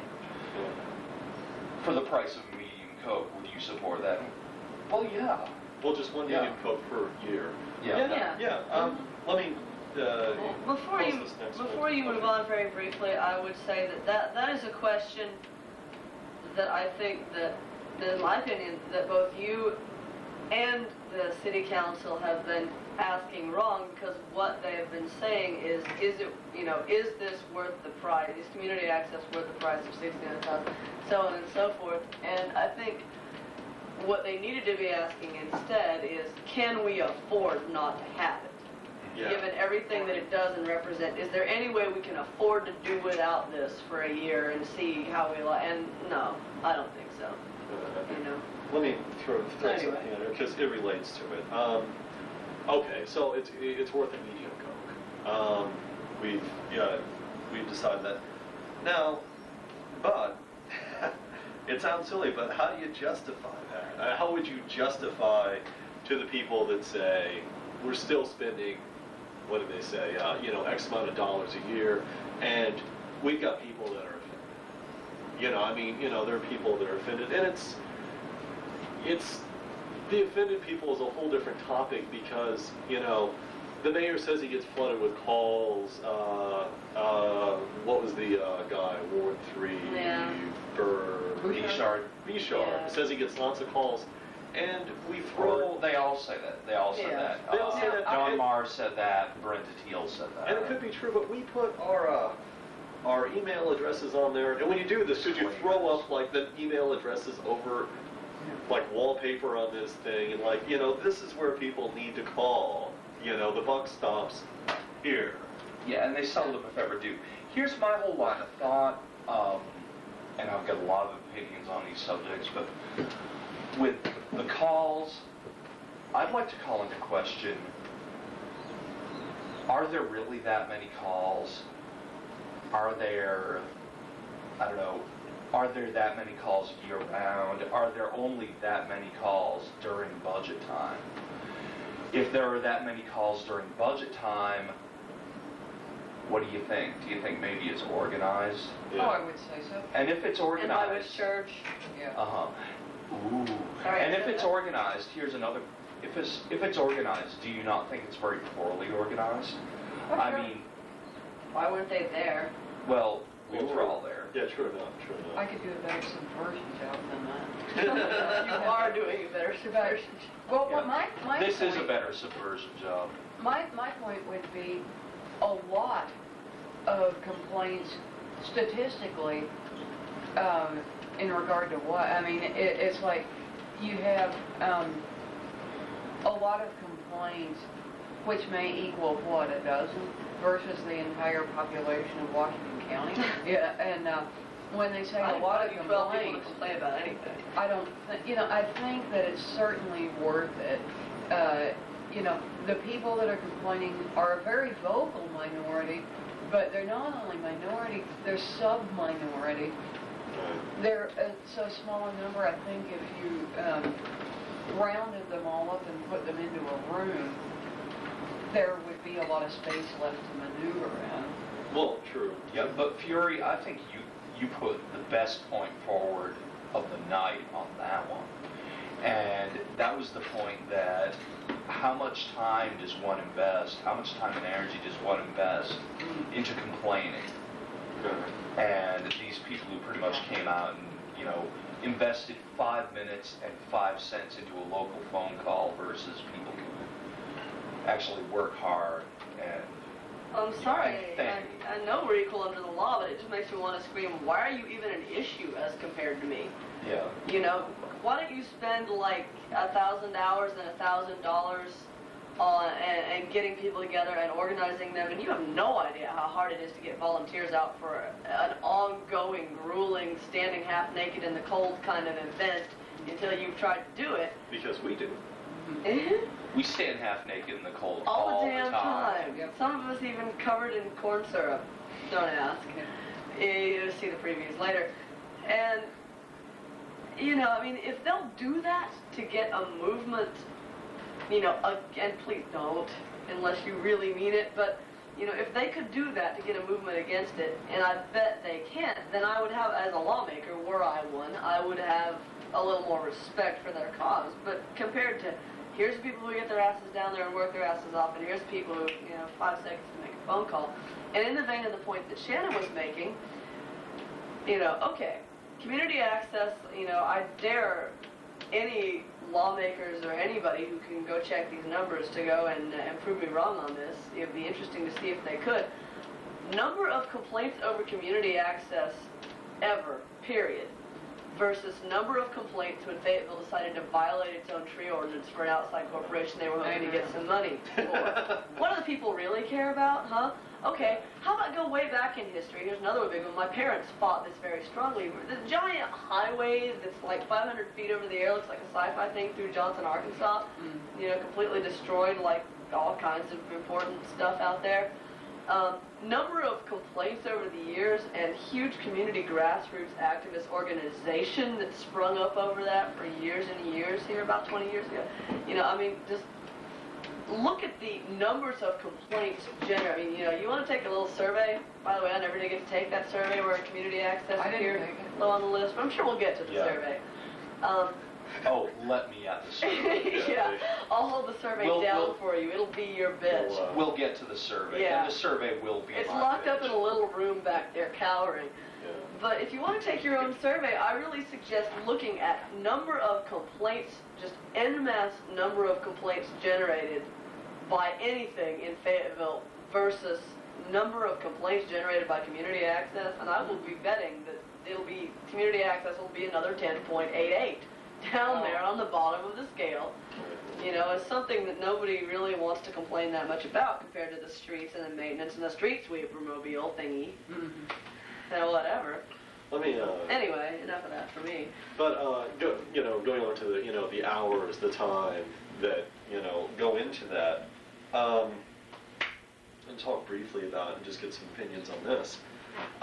We put time, we put money into these productions, sometimes thousands of dollars, sometimes hundreds of hours. Chuck, you work a full-time job. All of us work our own sort of full-time jobs. Then in our spare time, time that most people are probably hanging out with their kids and driving in their SUVs and whatnot, we're making movies. We're out there doing this sort of stuff, and that's hard enough.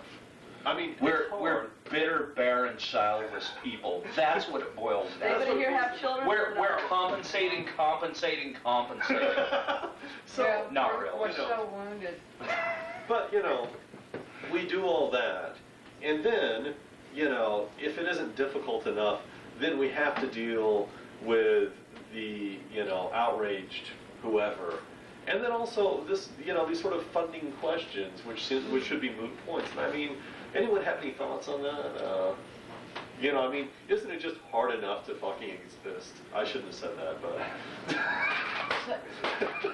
Say it again and it'll be edited in. Yeah, isn't it just hard enough to exist and do what we're doing, and then have to deal with this on top of it? I know Mayor Cootie said, it's so hard to do my job and then have to, deal with this, and it's like, I feel your pain, but folks, I feel it and then some, I feel like. I can remember, I mean, you know... We'll talk to this one out in the carport. Yeah. Yeah, there you go. I remember saying to the council meeting, you know, I know it's late and you're all tired, and I know this is a hard job, and you've heard a lot, and you have a lot behind me more to hear, so I'll try, you know, to keep it very to the point. You know, and at the same time, I mean, how long a day could they have really worked, not just sat behind a desk and ignored phone calls because they have a secretary? You know, get out there and stand up all day in some menial labor job like all of us do or have done at some point, or go work all night at some dirty factory that causes your lungs to be, you know, like the Marlboro Man ad, without even smoking, or worse. Hey, it's Paul, I'm out kick again. It's Colin, but we're leaving him alone. Yeah, Anyways, go. it's Go singing ahead, for yeah. me. And, you know, then after you've done that, and all of us have, after we've done a day of that, have gone and done, these shoots will go 12, 14 hours, and sometimes they run on a little bit. A lot of times it's necessary that the shoot go 12, 14 hours. It's not like we have, you know, a budget. People with concussions, people with 103 Fevers will crawl people out there. Injured, people, you know, just like you're saying. Stab wounds. I'm just saying People amen. getting stabbed. Stab wounds. Yeah, Stab stab wounds, and just all Bruises. manner of hypothermia.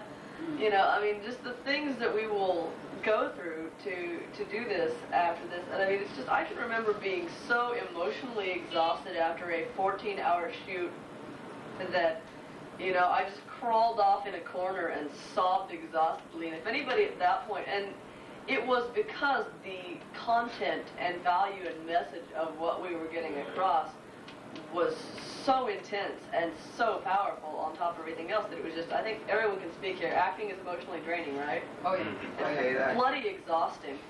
I mean, I hate it and I love it at the same time. And it's just, sometimes all you can do is crawl off in a corner and hate the world after you're done because you're so exhausted. And I would like to know, you know, just how long it's been since any of these people have really felt that honest kind of exhaustion. It's like maybe if they worked themselves into that state every now and again, they wouldn't have any energy left to bitch about stuff that isn't really their business. Well, because if anyone had come to me at that point, I think I would have literally bitten their head off, you know, and chewed on it in my corner. Yeah. Well, I think that people that do those kinds of knee-jerk complaints don't understand what goes into these projects. They have no earthly idea. And so they think, oh, they set up a camera and they turn it on and then, well, like, that's all that happens. And it's like, no, you don't even know. You're not even starting to know what this is all about. And then, you know, and if they want to gripe about it, that's certainly their call, that's their business.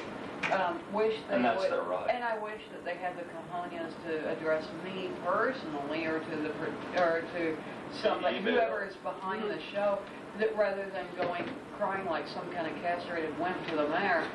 But be that as it may, I think what bothers me is for lawmakers or for people in charge to listen to give more credence to the 5-minute complaint than to the people who've been out there busting ass for a year on a project, and for them to kowtow to the first two-toothed idiot who phones up and complains. I think that's an incredible act of disrespect. Well, go ahead. It is, and it's the politics of exclusion, and more to the point, and I mean, that goes back to the other thing. I mean, we can physically go down there and show them the papers, the blood, the sweat, the tears, the amount of work and testimonials of people who've been involved in these projects, and through that, just the sheer value of what we're doing. On the other hand, the whole sort of thing is people calling and saying, I'm offended, is, and I said it before, I'll say it again because it's applicable, is that, you know, that I'm offended. It's a meaningless standard. Anyone can say it. Nobody can prove it. They can't come down and say, I was offended, so I couldn't make dinner. I don't know. And the beautiful thing is that we don't have to prove it didn't offend you. We don't care if it offended you. All we have to prove is, was it protected under First Amendment rights? We're clear. It's not your business or your problem anymore. Can I borrow you for just a second, by the way, speaking of all this? You were talking earlier about cost justification, okay? And I forgot to say something in extreme brief. Okay, you're like the film knowledgeable people here. I do stage acting. I don't do film except when dragged bodily into it. About what is the average involvement person-wise as far as how many people does it take to do your average film? As in what, dozens, hundreds? Well, you mean like real film? Like a real film. Well, okay, a low budget Like film. a Hollywood. And most people don't know this. Most people that even are knowledgeable about films. And, Not even you guys' film, but like Yeah. real. A low budget, low budget sort of film, $1 million. And that's, and I mean, nobody here and most people in town that I know of can just write out a check for $1 We million. could sell our firstborn children if we had any. Right. I mean, and that's it by Hollywood standards or even sub-Hollywood standards. And Right. people, Yeah. you can almost guess how many people are going to be on the payroll, but a lot of those people just volunteer. So let's say, in the mini scores or beyond 100 people when it's all said and done. Okay, now, the crying's over. there you go. Next question is, okay, now I've heard of film budgets in, the millions, right? Every day, yeah. Pretty much all the time, you guys too, right? So that's about how much you can expect it to cost, right? And then about how long can you normally expect that to take to get a film out of all this when you're finally all said and done? You mean like in the full-time to shooting? Right, full time from like contemporary here's standards? the script, screenplay to here it goes in theaters. Yeah, it depends. It can range from like 1 year to 5 years. Right. Normally, pre-production takes an awful long time, and so that's just about standard. It used to take longer. Now it's quicker due to a lot of reasons. But Post-production takes 6 months. yeah, it to a takes year, 6 doesn't months. it? Right. It does, and then you have writes, rewrites, test groups, that sort of thing. So that's why it takes so long. Here's what I wanted to basically say about that as far as value for money with community access goes, is here you are getting films with local people that speak to local issues of importance, and you're getting them for, what are you guys spending? The most I've ever spent is $3,000 on Bacchanalia. Yeah, well, no. It was $3,000 initially. Once I bought the new equipment and cameras and whatnot, it's more like $5,000 for basically an hour and a half film. And I think 1,500. About thereabouts, okay. And about how many people are you guys doing the job of when you get down to it? Geez, 20, Writer, 30 people. director. On my first film, I credited myself for about half of the things that the person About half the length of the film. And is my, credit. yeah, right. And I was credited 17 times, which was a bit excessive. I realized that. However, just realize that in reality, in an actual production, even a low-budget production, that's half of the people that would actually, that's half of the positions that would actually be listed in the credits. And that you I were was just doing all 17 jobs. Yeah. And then, I mean, things like the Lemur show, that's how long of a show? What, half an hour, an hour? Give or 40 take. minutes, there and about. So here you have what amounts to basically a half feature-length production, and it comes out weekly if you can, right? About weekly, bi-weekly, Yeah. when you feel like it. Weekly when I'm on a roll. But on average, weekly, bi-weekly, and I mean, what's the longest anyone here's really taken to get a production shot? Really? Oh, Sean, I would say that even in the slowest case, probably less than 6 months. Right, I mean, so, here we have films that you guys can expect to be coming out in the spring that are near feature length. Barbarian Poet is already out and it took under a year. Pre-production was a little, Sweatshop is going to be another under a year film that, from what little bits that I've seen of pirated scraps of it and heard about it, is going to be really good. That's some other friends who technically probably ought to be in the VDA crowd if we could only get you guys hooked up. So, I mean, I think, does that basically answer, I mean, I'm sorry to hijack the conversation for a minute, but nobody really was answering that. It's worth a medium Coke, in my opinion. Yeah. Right, so does Once that a really answer the question of value for money as far as what you're getting as compared to what would it cost you to have, real films? It's it's very easy to get discouraged and even angry with our detractors because when you spend $3,000 and they're whining $3,000 to $5,000 a year, and they're whining about paying for a medium Coke once a year, you know, you don't have a lot of Buy me a sympathy Coke. for. I mean, you know, God damn it, I'll buy you a Coke, just shut up. Anyways, okay. Well, I did have a question, by the way, just to finish up value for money. When you're all finally said and done with this, what can you guys expect to see out of it financially as your return? Zero. Okay, Less than and Yes, zero. this is the Bookkiss film movement. Yeah, it's book is well, you know, what I can expect to see is probably something in the line of about 7,000, you know, negative Cokes. You know, so Glory. I can be expected to be stopped in Walmart about 300 times a year by pretty weird rednecks going, "I saw you on TV." do they buy you a Coke? I can. I never Glory. get a Coke. I can expect to, like, you know, having to be dragged my sorry butt over to, you know, City Hall to tell them this same nonsense again next year, Yeah. I suppose. And do you spend your money in Fayetteville? We spend it. Hell You yeah. spend that's your money right, in man. Fayetteville. We spend our Okay, now money. here's the big question. Of all this then, now, okay, it's a $5,000 film, right? There should be some royalties, right? Now, how much of this does Community Access have to pay to get your productions? Zippo. Nothing. Bookkiss. We pay them. We pay them We pay them $125 annually to spend $5,000, you know. to give them something. They're So, geniuses. Yes, you know, I mean, you know, financial wizards. taxpayers out there think you're getting redeemed. You know, Bend geez. over, boys. Yeah, right on. Okay, let me. Okay. let I'm me sorry please- about that. No, Seems it's like great, a point and that needs and to I be appreciate, made. you know, that. Okay. Other question, it's like, you know, sometimes I talk with the detractors and their friends, with friends like this who need enemies, but they say, you know, why can't you people on the Abbey of the Lemur or the films that you make, John, just make these points, just come out and make these points about, you know, about how Bush is really being a Nazi and giving it to the United States. Why can't you just come out there and be informative in a real straight way and do that? And I mean, my answer to them is always that we're not like that. You know, I mean, we're freaks, we're entertainers, you know, we do that in a more roundabout way. But it's like, you know, because originally my question was, why can't you do a straight show? But I think we've proved that, you know, that's possible. Yeah. If not We've necessarily. done Yeah. So why don't we do it more? Yeah, right. Why aren't we doing this all the time? And just- Why do we have to degrade ourselves like that?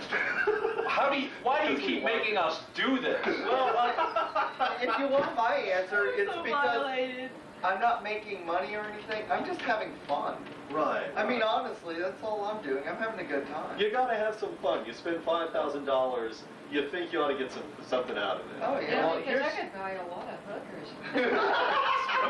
Here are a couple Coming We up, could be Shannon's spending money production, on Whorehouse. drugs.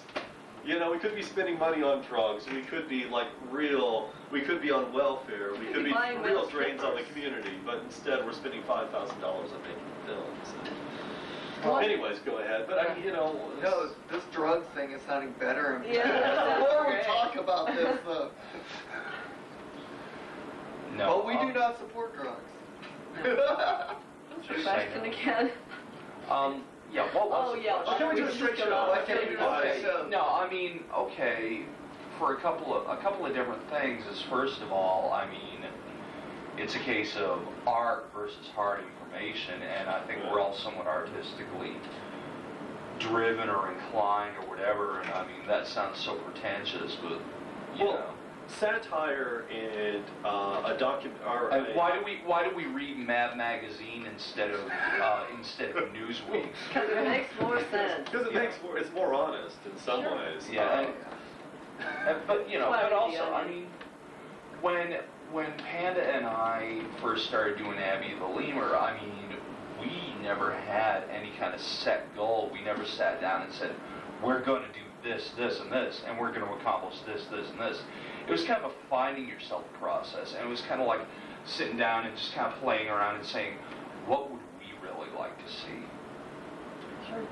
You know? Yeah. Well, I think the question of why don't you do a straight show is kind of ridiculous, and each person does a show according to their own artistic bent. Now with me, one of my primary influences was and will continue to be surrealism. And I think that's a much more interesting way of looking at the world than something straight and informative. Hey, you want straight and informative? Look at CNN. You know, not that it's true, but it's straight and informative. You know, it's to the point. Right. And then, you know, if you want that kind of thing, there's plenty of programs like that you can watch. And I've done on the Cat straightforward, informative programs. Take 5. And you know, I can talk about straight informative stuff, but when I want to sometimes make when I want to make anything artistic, then you know I want to take artistic license and do it in an intriguing way. I think it's ridiculous for people to say, why don't you do something straight? Yeah, well, why don't we all go goose stepping down Dixon Street in just the same way as everybody else? Here's an idea. Well, you know, and it's always one of And drugs, too. straightforward things out there. Really, there needs to be more. You know, it's. Well, here's a parallel, okay? Go ahead. Why did Gene Roddenberry create Captain Kirk and Mr. Spock? Why didn't he just go on TV and talk about space and talk about the future? Go Carl Sagan. Right, and Yeah. and also one of my points with it, right here. One of my points is that the idea in talking about free speech is never the same thing as the practice of. And so often, and I think this is even true with many people on the city council and other areas of Fayetteville, is that they believe in free speech, but are often appalled by the practice of it, when it's really done in the way as described in the Constitution and within the limitations, which are no limitations. Well, I think that, you know, and I'm And the Abbey Believer is that kind of show. I'm obviously writing the left-hand side of the spectrum, you know, but there are times, you know, when free speech utterly appalls me. You know, there's The Rush Limbaugh show. Tammy need I say, Faye GodHatesFags.com, okay? The Phelps family that goes around and pickets gay funerals, you know. Right. There is nothing, you know, to me socially redeemable and or amusing about the Phelps organization and what they do. However, do I say that they have a right to do it? Well, unfortunately, Yeah, yes. yeah, and would I go to bat if it came down to a crackdown on free speech? Would I go to bat and argue for their right to do it? Yeah, I would. And I think they're reprehensible. I think they're somewhere on the evolutionary scale down below pond skunk. But that's okay. And I think it's an acid test of free speech when you have organizations like God Hates Fags, or you have the KKK, or the American Nazi Party, or whatever. I don't agree with any of these things. I think the ideas are aberrant and appalling. However, yeah, hell yeah, they've got a right to say those things. And I don't understand a lot of times why people are so offended by what we say. I don't think we're espousing anything nearly that dangerous or bizarre, but people will get offended by the Nazis. People are offended by us for a whole different bag of reasons, but the truth exists that all over that spectrum of free speech, everybody does have the same right. And yes, at moments I wake up horrified, but then also I have to admit it's a really beautiful thing. If I deny them their right to free speech, then I've got to throw mine in the ash can too, and I'm not ready to do it. Jessica, say something. Because you know quite about this. I mean, you know, you've done Hammurabi and Everyday Hero, and you're working on the slasher film. Why not, you know, I'm going to take the devil's advocate and say, golly gee, why are you not making films about, you know, important environmental issues around here? Or why aren't you making a film about free speech and whatnot? Or even basically, I do what I want to see.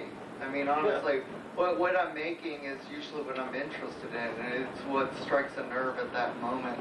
Right now, you know, making a flick about, well, all my friends getting murdered, which, you know, by God, probably shouldn't be on my mind, but oh well. But yeah, I make what I want to see on TV. I make something that I haven't seen before. Right. Yeah. I also want to see what I can do. I mean, with a slasher flick, I'm having to come up with special effect ideas that I have to do cheap, and I truly have no idea how to do them, but we have to come up with it, and it's fun. Yeah, not sure about. I think I can offer a sympathetic perspective. I don't do film, I do acting, but mostly what I do is write. But writers get that question too. Why can't you just come out and say it? And my snarl to that, usually as I push past the person and get onto something, you know, more occupying, like, you know, counting belly button lids, is generally to say, well, you know, if I wanted to write trashy, saccharine, easily accessible pap that's written for things with approximately the intelligence level of, say, mollusks and tax attorneys, then I'd write for Disney. Right. You know, but, you know, and if I just got up and told you my point, you know, the point of most of what I write is like, humans are mean and they suck to anything that is different. Well, you know, I mean, the point of Apocalypse Now could be pretty much paraphrased into Vietnam is bad and stuff. But I think I have Right. Apocalypse Now, you know, generally speaking, it's the point of free speech is, you know, half that you can say a thing, but the other half of it is that you are free to say it how you would say it. Right. And if you don't like how I would say it, go write your own, darn it. You know? I mean, that's what it comes down to. But we really need to celebrate what we have in the public access station here, because when I was down in Texas at the conference down there, I heard a lot of people talking about their stations. They did not have the free reign we do here. Right. They really didn't. The KKK was not allowed on their stations. A lot of the ones in Texas. Which, you know, like Shannon said, I don't support them, but I do support their right to say whatever the hell they want. Yeah. Well, I've heard, I'm sorry, but just speaking to that, you know, Machiavelli, my hero, I wish he was alive today, I'd marry him in a heartbeat if he'd let me, you know, has basically said in his famous book, The Prince, you know, the best defense against the idiot is to give them a public forum. You know, so if you think we're idiots, encourage us to speak. And, you know, I don't want the KKK or, you know, GodHatesFags.com or, you know, tear out the uteruses of women with abortions and use them to breed armies of Christian soldiers. .com or, you know, whatever. I'm sure there is one somewhere. You know, I don't want them to gain the respectability of persecution. And I don't want them to gain the sort of importance that one gains when someone deigns to notice you enough to suppress you, because that's saying you could actually be dangerous.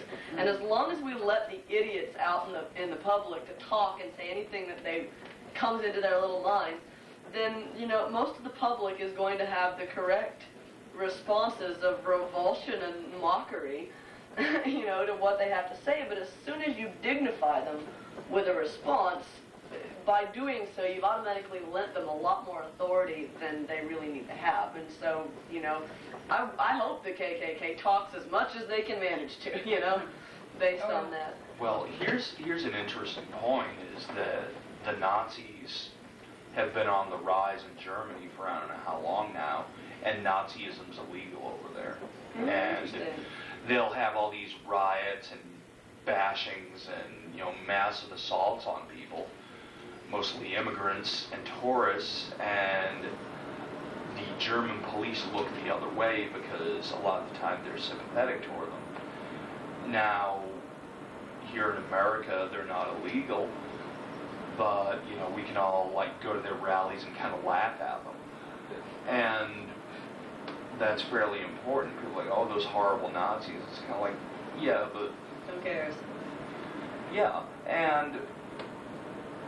trying to think what my point was there. Duh. No, but the whole thing is, that's where I want my dangerous wackos. I want them right out in the open Yeah, where I right. can see them. Screaming on the I don't want them skateboarders. in the alcoves building, infesting, just right out there where I can see them. It's like, that's good. So be glad we're in front of you.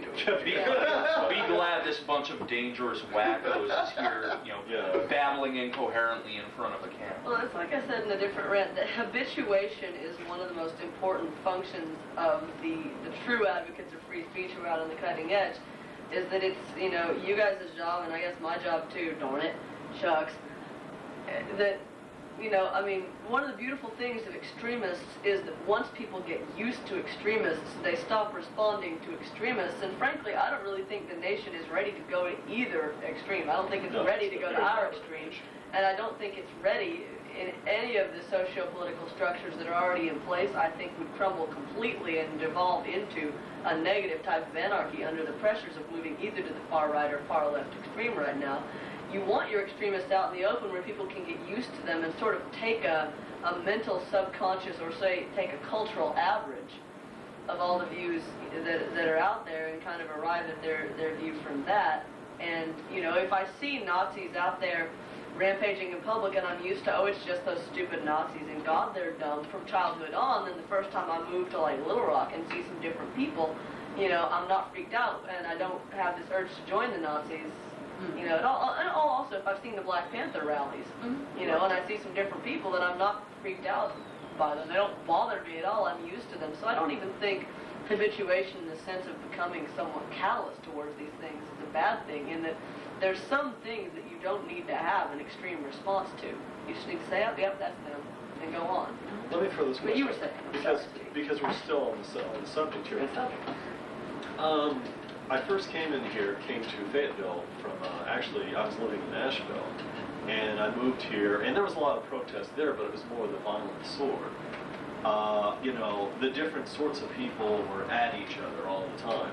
And I came here, and one of the things that I really loved about Fayetteville was that there were all these interesting types of people. There were hippies, there were environmentalists, there were good old boys, there were punks, and they were all out in the open. They made, their music, their art, there were art galleries, there were all these people. And I think that a lot of people come here from different places to Fayetteville because they like all these weird and interesting and eccentric, and when I say weird, count me in. Yeah. I mean, does everyone else feel that way? I mean, if you've been to other places, doesn't it seem like Especially that's the in appeal? Yeah, appeal. Well, I mean, exactly. A lot of them come here because they may not fit in or be welcome in places like Centerton. Yeah. Or small places they may be outcasts, but here, this is a place they can come together Oh, yeah. and I agree. those things. And I think cable access, particularly, and let me proceed on just a little bit more, that one of the other thing, in addition to the odds for people, is that there was protest, but it was always approached with a sense of humor. Fayettevilleans and the people here had just this sort of, sense of humor about them. Not the Nazis and the KKK came here, and the And the people vice left to president press. went everywhere, but it was us that coined the phrase backdoor dick. Right. The KKK came out, I believe it was 95, and the protesters showed up dressed as clowns. Yeah. Yeah. Cuckoo clowns. And it was absolutely hilarious. Yes. And it made a point, and I remember seeing a video, and I saw clowns and people that were protesting sitting next to good old boys, and after a while, you couldn't tell who was who, and they were still getting along. Yeah. And I think that is one of the beautiful things about Fayetteville. And even people, if they pay attention to the Abbey of the Lemur, they would see even at the most acidic, harsh rants, it's always done with a sense of humor, satire. And, I know some people feel threatened. I know you, Chuck. And you're one of the most kind, funny, passive, and I don't mean it in a bad way, guys that I've ever met. And, I think if people paid attention, they'd realize that. And that's one of the beautiful things about Fayetteville, was these interesting people that have a sense of humor about them and how they do things, even at their most intense, passionate moments directed at people who are very potentially adversaries. Yeah, Yeah, and that's interesting, and the protest against Cheney was a good example of people just, even in the most adverse circumstances, exhibiting a great sense of humor, getting along, having fun, Yeah. I think. And that is, I don't know, kind of a special thing about this weird little zone, and just something that's really kind of endeared me to it over the years. Yeah. Oh, yeah, I mean, I can tell you people come to Fayetteville for that, because I've been several places like UCA Honors College, which used to be hard to get into, and, sorry Norb, and I've been to places like Governor's School, Charter Class, Arkansas School for Math and Sciences, which used to be hard to get into. Used to be an IQ requirement for that, actually, and I won't tell you what it is because you wouldn't believe it. And, you know, just all kinds of places like that. And I've met some of the most just frighteningly intelligent people ever, and all of them hated where they came from and were determined to get out of Fayetteville as quickly as possible. And, you know, now I can't run down any street in Fayetteville without bumping into 5 or 6 people that I know from like 10 years ago in one of these places who finally found Fayetteville, and they've been all over the world in the process. I mean, even myself, when I was bound and determined to get out of Huntsville, Arkansas, and if you live there, you know what I mean. Yeah. You know, and I said to my new husband-to-be, let's leave the state. No, really, let's leave the country. Well, if we can't leave the country, how about New Orleans? You know, I'll even try New York, because why not? It sounds anything but like Arkansas. He's like, no, trust Fayetteville, try me. I'm like, no, Arizona, Montana, where even the cows are weird. Anything but Arkansas. He's like, no, trust me, try Fayetteville. And I was wrong about the husband, but he was right about Fayetteville. It's the only thing I'll ever admit to him having been right about was Fayetteville, which is why I'm still here, when all my life I've been swearing I'm getting out of Arkansas.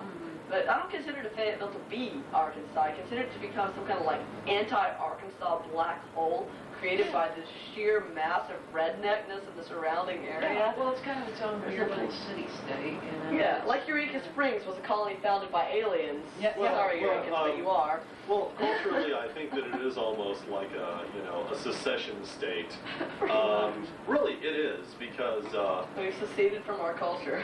Well, right, and I think that all the people, and, you know, if you're listening out there, City Council and Mayor Cootie, I think you get a lot of your population come here because they feel ostracized from the tri-state area in their own communities, and people equal jobs, jobs equal tax dollars and votes.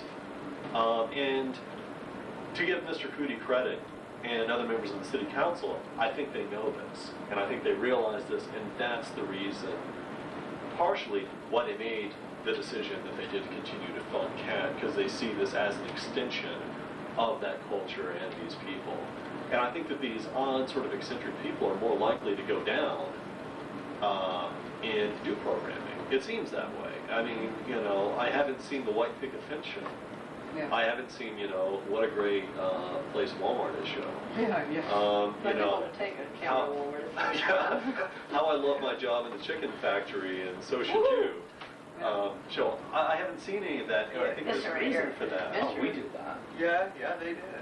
Did you? Yeah. Yeah. Well, Okay, you got have in a lot to. of trouble for it. Well, maybe we need more of that kind of program. Rather than letting the other chickens cannibalize their wounded member, Yeah. and then the other chickens cannibalized you when you were done, I guess, politically Yeah. speaking. Yeah, politically speaking. I'm going to throw out one more question. I guess we should, we can go ahead and wrap Is things there up. any tape left? It hasn't beeped, so there must be still tape You want left to in check here. that? No, let's do this one more Okay. question, because normally it yells at me when it's time. Okay. In terms of percentage of programming on CAT, how much do you think, because I think it's a fairly small extent, of it is VDA? I mean, it's got to be small. For all the hoo-ha and the yelling and the ranting and like the amount of time that's been dedicated to that kind of programming, what is the percentage of that? What do you think? The quote is less than 1%. Wow, man, we got 90 Less than people talking about it. 1%. Yeah. Wow. Yeah. And, excuse me, So much for the quote about when you turn it on, all you ever see are the two Yeah, drunk guys I wish. cussing. You know? Yeah. Well, maybe it's all you ever see if you turn it on Saturday nights between 12 and 12:30. It's easy, but I mean, it's like if you were aliens and you landed on the Earth and you basically landed in Iowa, a little town in Iowa, and just walked around there and said, "Yeah, there's a lot of corn here. This is what the whole planet's like. This is all you see." Yeah. And then go away. That Look, basic. a bunch of white guys. A bunch of white guys in lots of corn. It's just not I that think way. you're right about Indiana. Well, that's right. I mean, a broken clock is right twice Yeah, a day. exactly.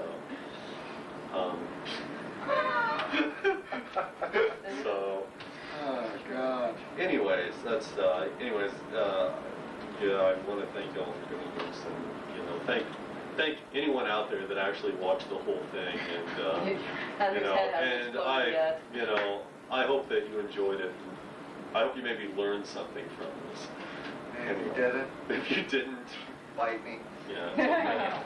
Yeah, you want to talk about the survey, and Yeah, and when it comes to the point of defending free speech, blah, blah, blah, culture war, the arts, etc., the question often comes up, how do you beat the number crunchers? Because that's the big impervious argument. In the case of the cat debate, Alderman Tom Bouchard was the guy who rang the phone. I don't think that's him. That time. I gotta remember that approach. keep going. Tell him I'm there. Okay, he was the Bouchard. trained. Yee! Okay. Now, he was the bad Go ahead, time go at ahead. work. Maybe Really just- bad fucking time. Leave us alone. Wow. Go, because we're about to run out of tape. Okay. If it rings, I'm He throwing says- it. He pretty much set up the survey and said, 10.88. this is not about, what's it called? This is not about Content or not about value. content, not about value, not about the programs, yada, yada, yada. This is about priorities and so on and so forth. And I think Cyrus Young was probably best at cutting through a lot of the bull with the budget, and I have no reason to think that Bouchard meant anything other than what he presented. But Cyrus Young, I think, cut through a lot of the budget with the whole business of let's get serious about the budget. Let's stop picking on this little thing that's not a drain on money at all. But the big smoking gun, the big bulletproof document that was supplied as a good reason why CAT should be cut was the 2001 City Service Survey, which was used last year, and it was used again this year, and Bouchard said, you can't get past this document. Don't talk about free speech. Don't talk about this or that. It's all about the bucks. You can't get past this document. And when public commentary was over, he expressed great disappointment in that nobody had addressed the survey. And I don't know if it was a short-term memory loss on his problem, but 4 of us addressed the survey and shot it full of holes. medium Coke. Well, Didn't among get to other take things. it. But George Weiss, among other people, turned up and said that the survey, he questioned, what was it he questioned? George Weiss questioned a bit of the survey. He found internalized data that But he showed up with his own copy of the survey showing CAT much, much higher at one point, I do believe. well, much higher with much more approval, but he found internalized data in there that did not jive with Bouchard's hypothesis. Yeah. Furthermore, Jim Goodlander came up and questioned the language of the survey, and then Jim Bemis came out and shot holes through the numbers in the survey. And he pointed out that depending on how you group community access listed as a service with what other services can also influence how people are going to answer. I remember him pointing that out. Yeah. And I've got to say, for me, and I don't know if I emphasized it enough, I never took that survey. No. Never saw Did it. anyone ever take it? Who in this room took that survey? Not what You survey? didn't know Who had heard of it before? Yeah. Who in this room was ever asked about that? Asked to fill out such a survey? I work in a fairly large factory, and I've never heard of such a survey. Yeah. I mean, Anyway, this is the God forbid we should bulletproof. take copies down to community access and leave them on the counter and say who at community access finds it an important service. And, oh. Yeah. Well, it's just okay. So, who? I can't think. Hand out local This churches? What? bulletproof survey that apparently has no credibility whatsoever. And well, what can you say? There are 57 communists in the Congress. Yeah. And there you go. Sorry. That's. Yeah, it's did he ever explain, because it's hard to argue against something you don't know anything about, and maybe that was the point. But did he say how he distributed this survey? Because I know he's Well, he didn't distribute it because he was an alderman when it was done. Well, then what does he know? Trumbo was. Oh. hey, I'm Tim Trumbo- before he Trumbo can spill guy. the beans. And, A vast left-wing conspiracy. I don't know who came up with the thing. All I know is they've been invoking it and attempting to use it for a couple of years, and I think it Well, was it's been used pretty for a much couple of shown that years. it's not a particularly credible document. It's a paper tiger. Well, how long ago was the survey put out? Last year this time, I believe. Which was the first time it was brought to our attention. Yeah, I mean, I know it takes a long time to do these things, but I would have to question maybe the value of it, because people's values change over time. Well, if you're taking like a year to do a survey and still none of the people who have most reason to be interested in that survey ever hear about it, Well, I would have liked to have and seen. some of the most politically active people in Fayetteville as far as following the issues have no clue about what are you doing, handing it out like under rocks behind the altars of Baptist churches? Like, what? Well, I'm thinking that it would have been interesting to go into that meeting that we were at and say, okay, raise your hand if you ever took this survey, and I bet you'd get. Didn't they ask that at some point, like who received Oh, what? if they get a message. Okay. No, they didn't. But yeah, it would have been interesting. It would have been very interesting. Yeah. Well, you can make numbers say whatever you want them to say depending on how you ask the questions. Well, Yeah. like the 1 out of 20,000 people that react violently to watching a diet. That means you have a 1 in whatever chance of being killed by a child who blah, blah, blah. Well, it turns out that, you have a 1 in 10 chance of being killed by a child who did, violent video, but you have a 1 in 2 chance of being killed by just your average raised child. I mean, but they don't tell you that, or whatever the numbers really are.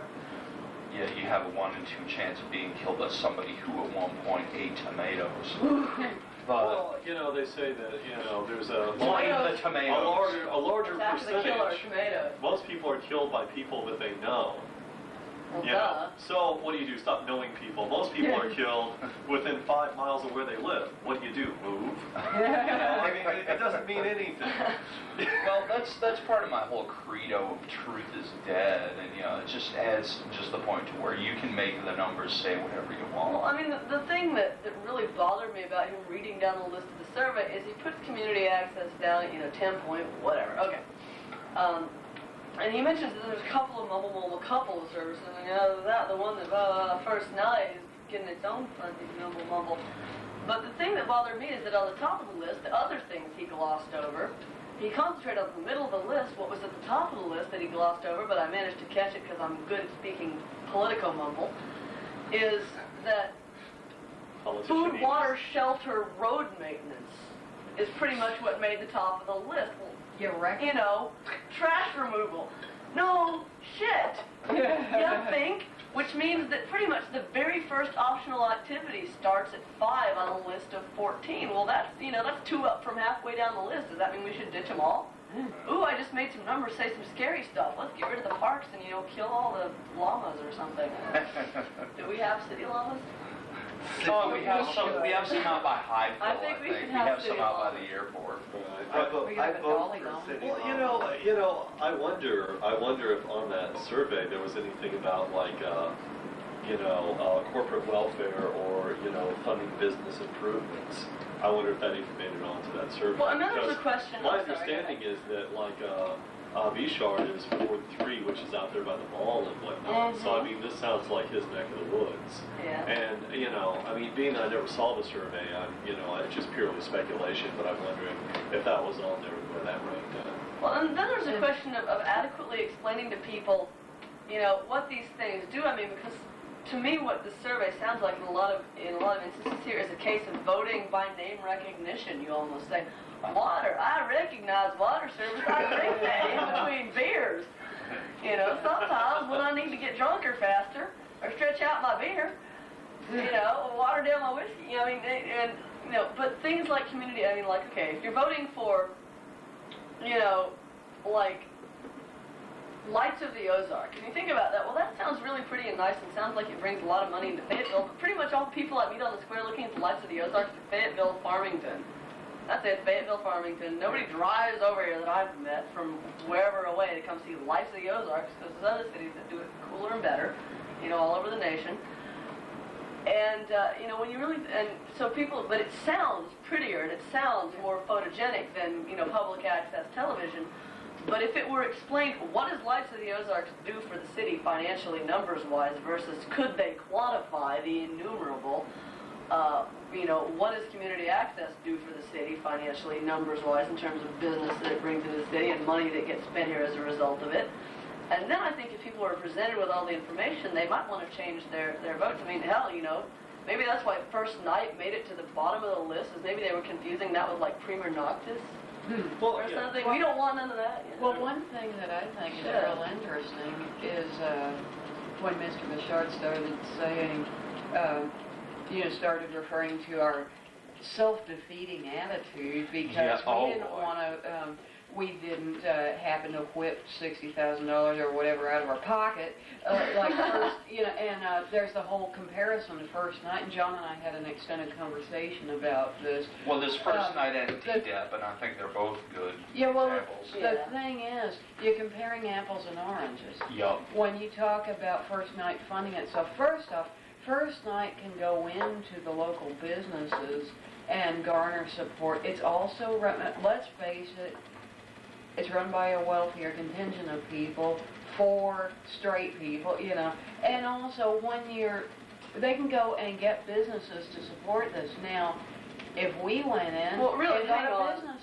What I think you're trying to say is that basically First Night is at its heart, I'm sorry, it's based on a nice premise of let's not all go, get drunk and kill the children in a car wreck on New Year's Eve, but it's at its heart a commercial enterprise. Yep. It's a commercial enterprise, and it's one Merchant class, remember? And it's one that fairly reeks of bourgeois safe value, and nobody's taking a chance here, okay? Yeah. And so they go into businesses, they can sell this thing groovy. Okay, but we cannot go in from Abbey of the Lemur or wherever and get a business to sponsor and still have it be the same show if we're having this, What common sense there? Well, yeah, but even at that, we can't really do that because it opens up the floodgates for commercial sponsorship of something that should not be commercially sponsored. Then we turn into a different kind of television station. It's a whole different bag. I'm not saying that we can't ever have fundraisers or cough up some kind of money. That's not what I'm saying, but I'm saying the statistical likelihood of the CAT becoming a self-sponsoring unit as compared to First Night, I think there's no comparison. I think you're talking about two different kinds of organizations and entities. Absolutely. Well, First Night, Spring Fest, Autumn Fest, things like that are meant to be money-making enterprises. Even some things like, the parks, the pool, the tennis courts, a lot of public services. The public parks you don't have to pay to get into, but the national and state parks, you sure do. Those are meant to be at least partially self-funding enterprises Community Access, as far as I know, gets its $125 memberships from its producers and its fundraiser. Did it get anything else?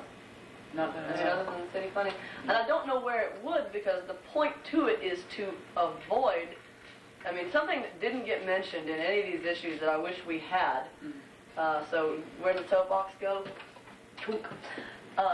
Is that once you put sponsors on, and put their commercials and their advertising on, the first thing they're going to want to do is have influence over your message, at which point it's just like the government, only worse, in that now they want to say what you can and can't say, and so basically you pretty much, in the very long end run of it, wind up saying, here's a pen, here's a piece of paper, write me my script, please. Please try to keep it down on the public anal penetration, because I hear the public doesn't like that, but other than that, please just write my script for me, tell me what my values are, tell me what my message is, could you give me a little lube before you shove the puppet hand up? Yeah. You know, and please embalm me after my death before you put me back on the children's show. You know, so, Right.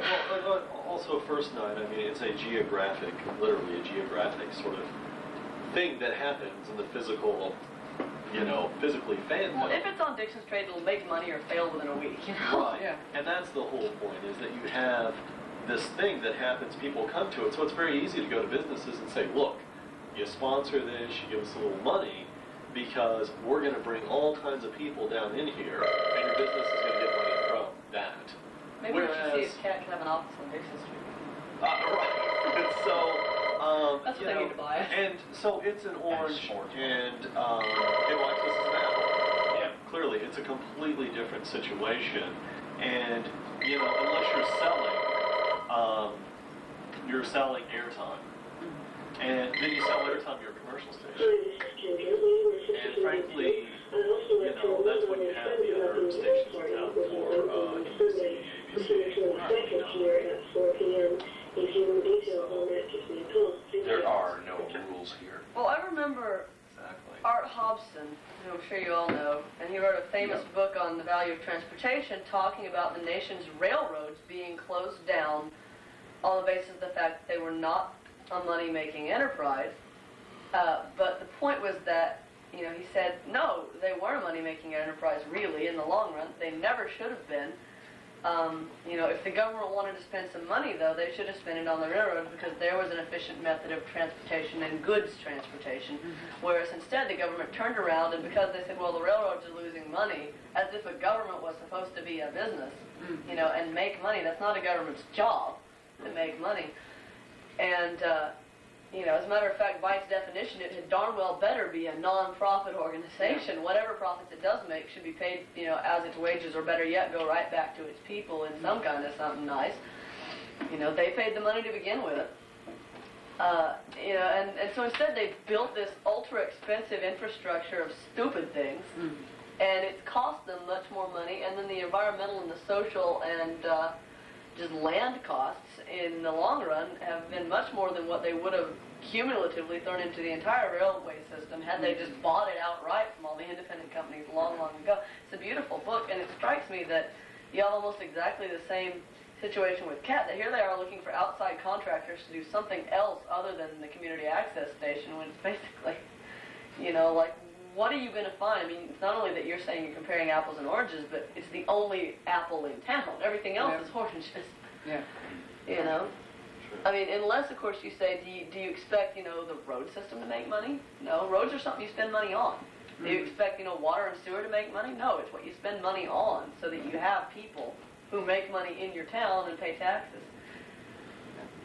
Right. And now, my understanding of First Night is they charge something. Yeah. They charge something. Quite a and bit, actually. It's like, because I actually went to it one year. You gotta pay $12 for that little bug. I was going to say 15. Used my button 2 years in a row. Then it'll be more this year. Anyways, but I mean, the whole thing is, that's a way for them to raise money. They can get people to come in, they can go to entertainers and whatnot and say, look, will you play at this thing because it's non-alcohol, it's a good family, sort of thing. I think their vendors pay booth spaces, too. True. So, I mean, they have methods. It's like, now, granted, we can get, I mean, we can get people to come on to the show, and say, look, this is a good thing, you can get exposure doing this. But we can't charge people sitting at home more than a medium Coke. And it keeps coming back to that damn medium Coke. But I mean, that's all we can do. I mean, we can't we can do fundraising, but it's a completely different situation. And to compare the two is it's just silly. Yeah. Maybe we just need cans sitting on restaurant counters all over town with big-eyed VDA people with pictures. I'm sorry, I think we They're should baby be all, dolls. I think we should all get Girl Scout uniforms and stuff. At the door.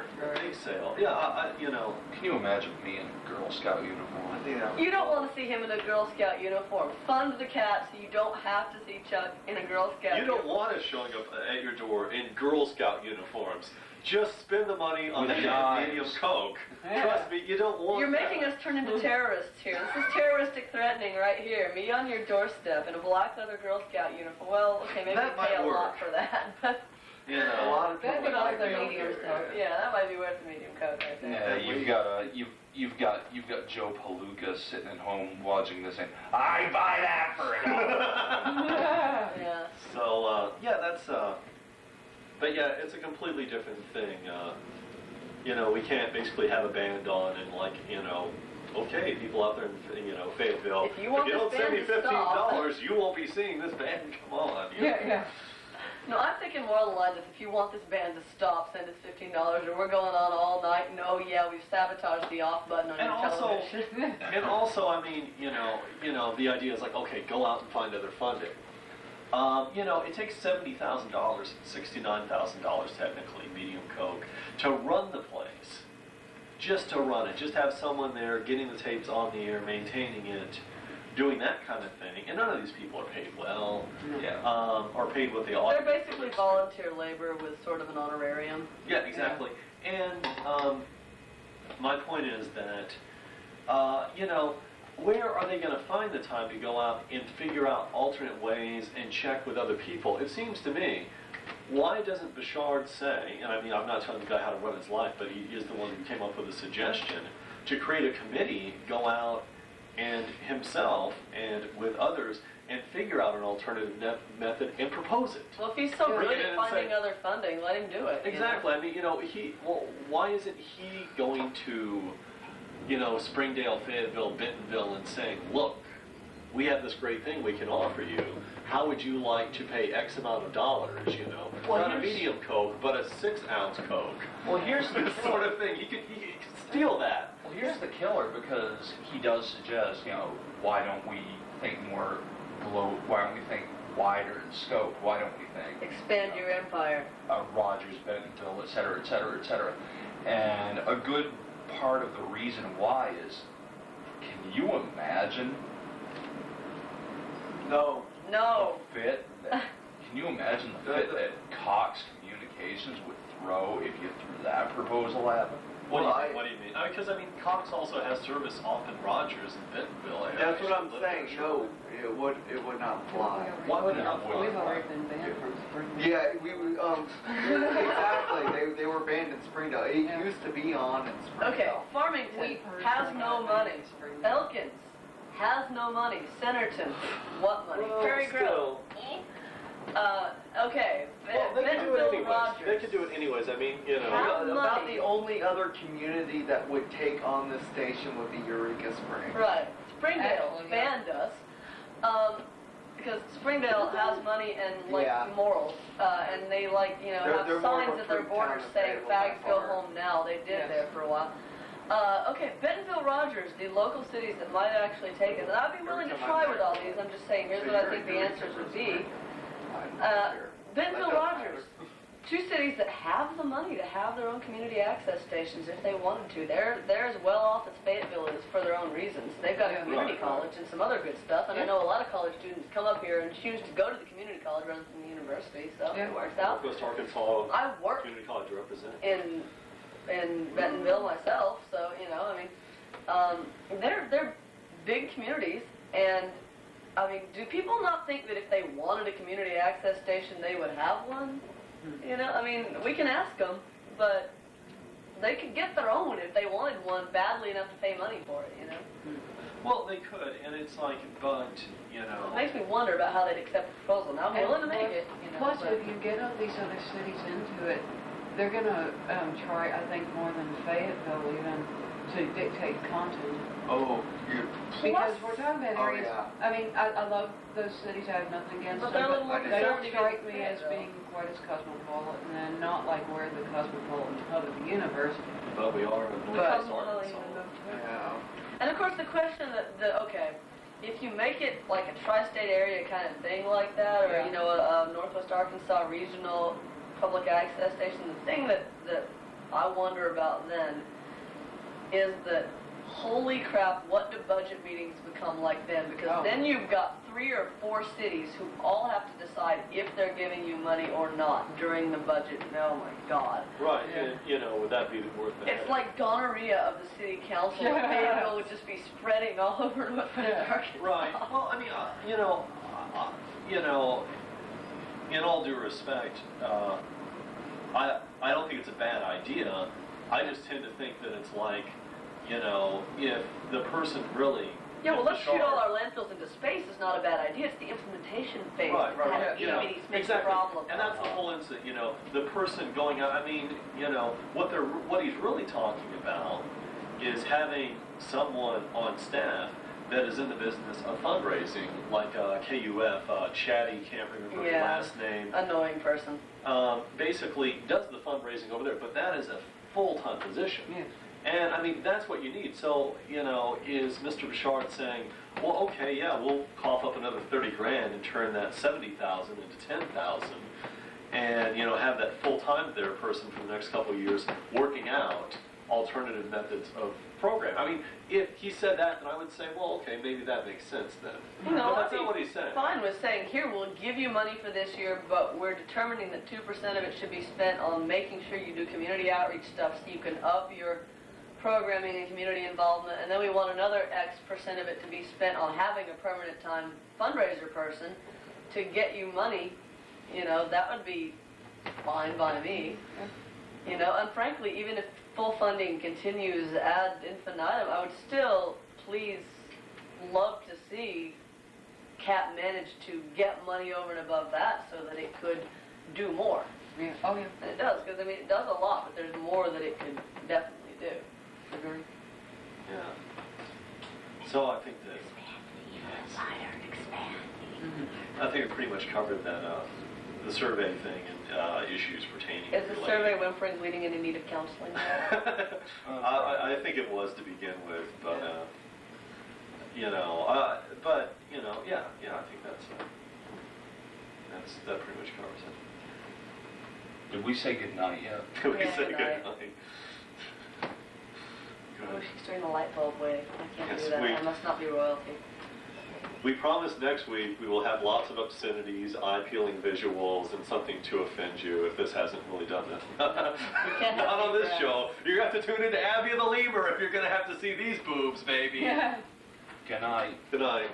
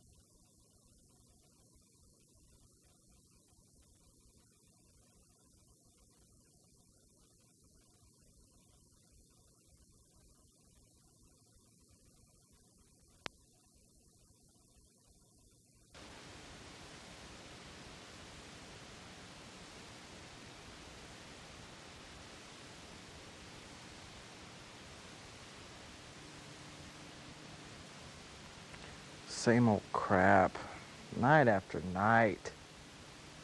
If only I had the opportunity, I'd show them how it should be done. Hey, Frank, you do have the opportunity. All you got to do is come down to the CAT.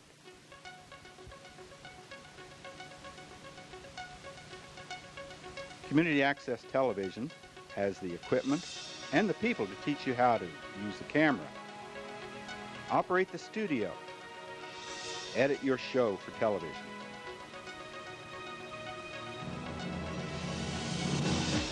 If you have an interest in video production, please call 479-444-3433 or come by. We are located at 101 West Rock in Fayetteville. Now that's more like it.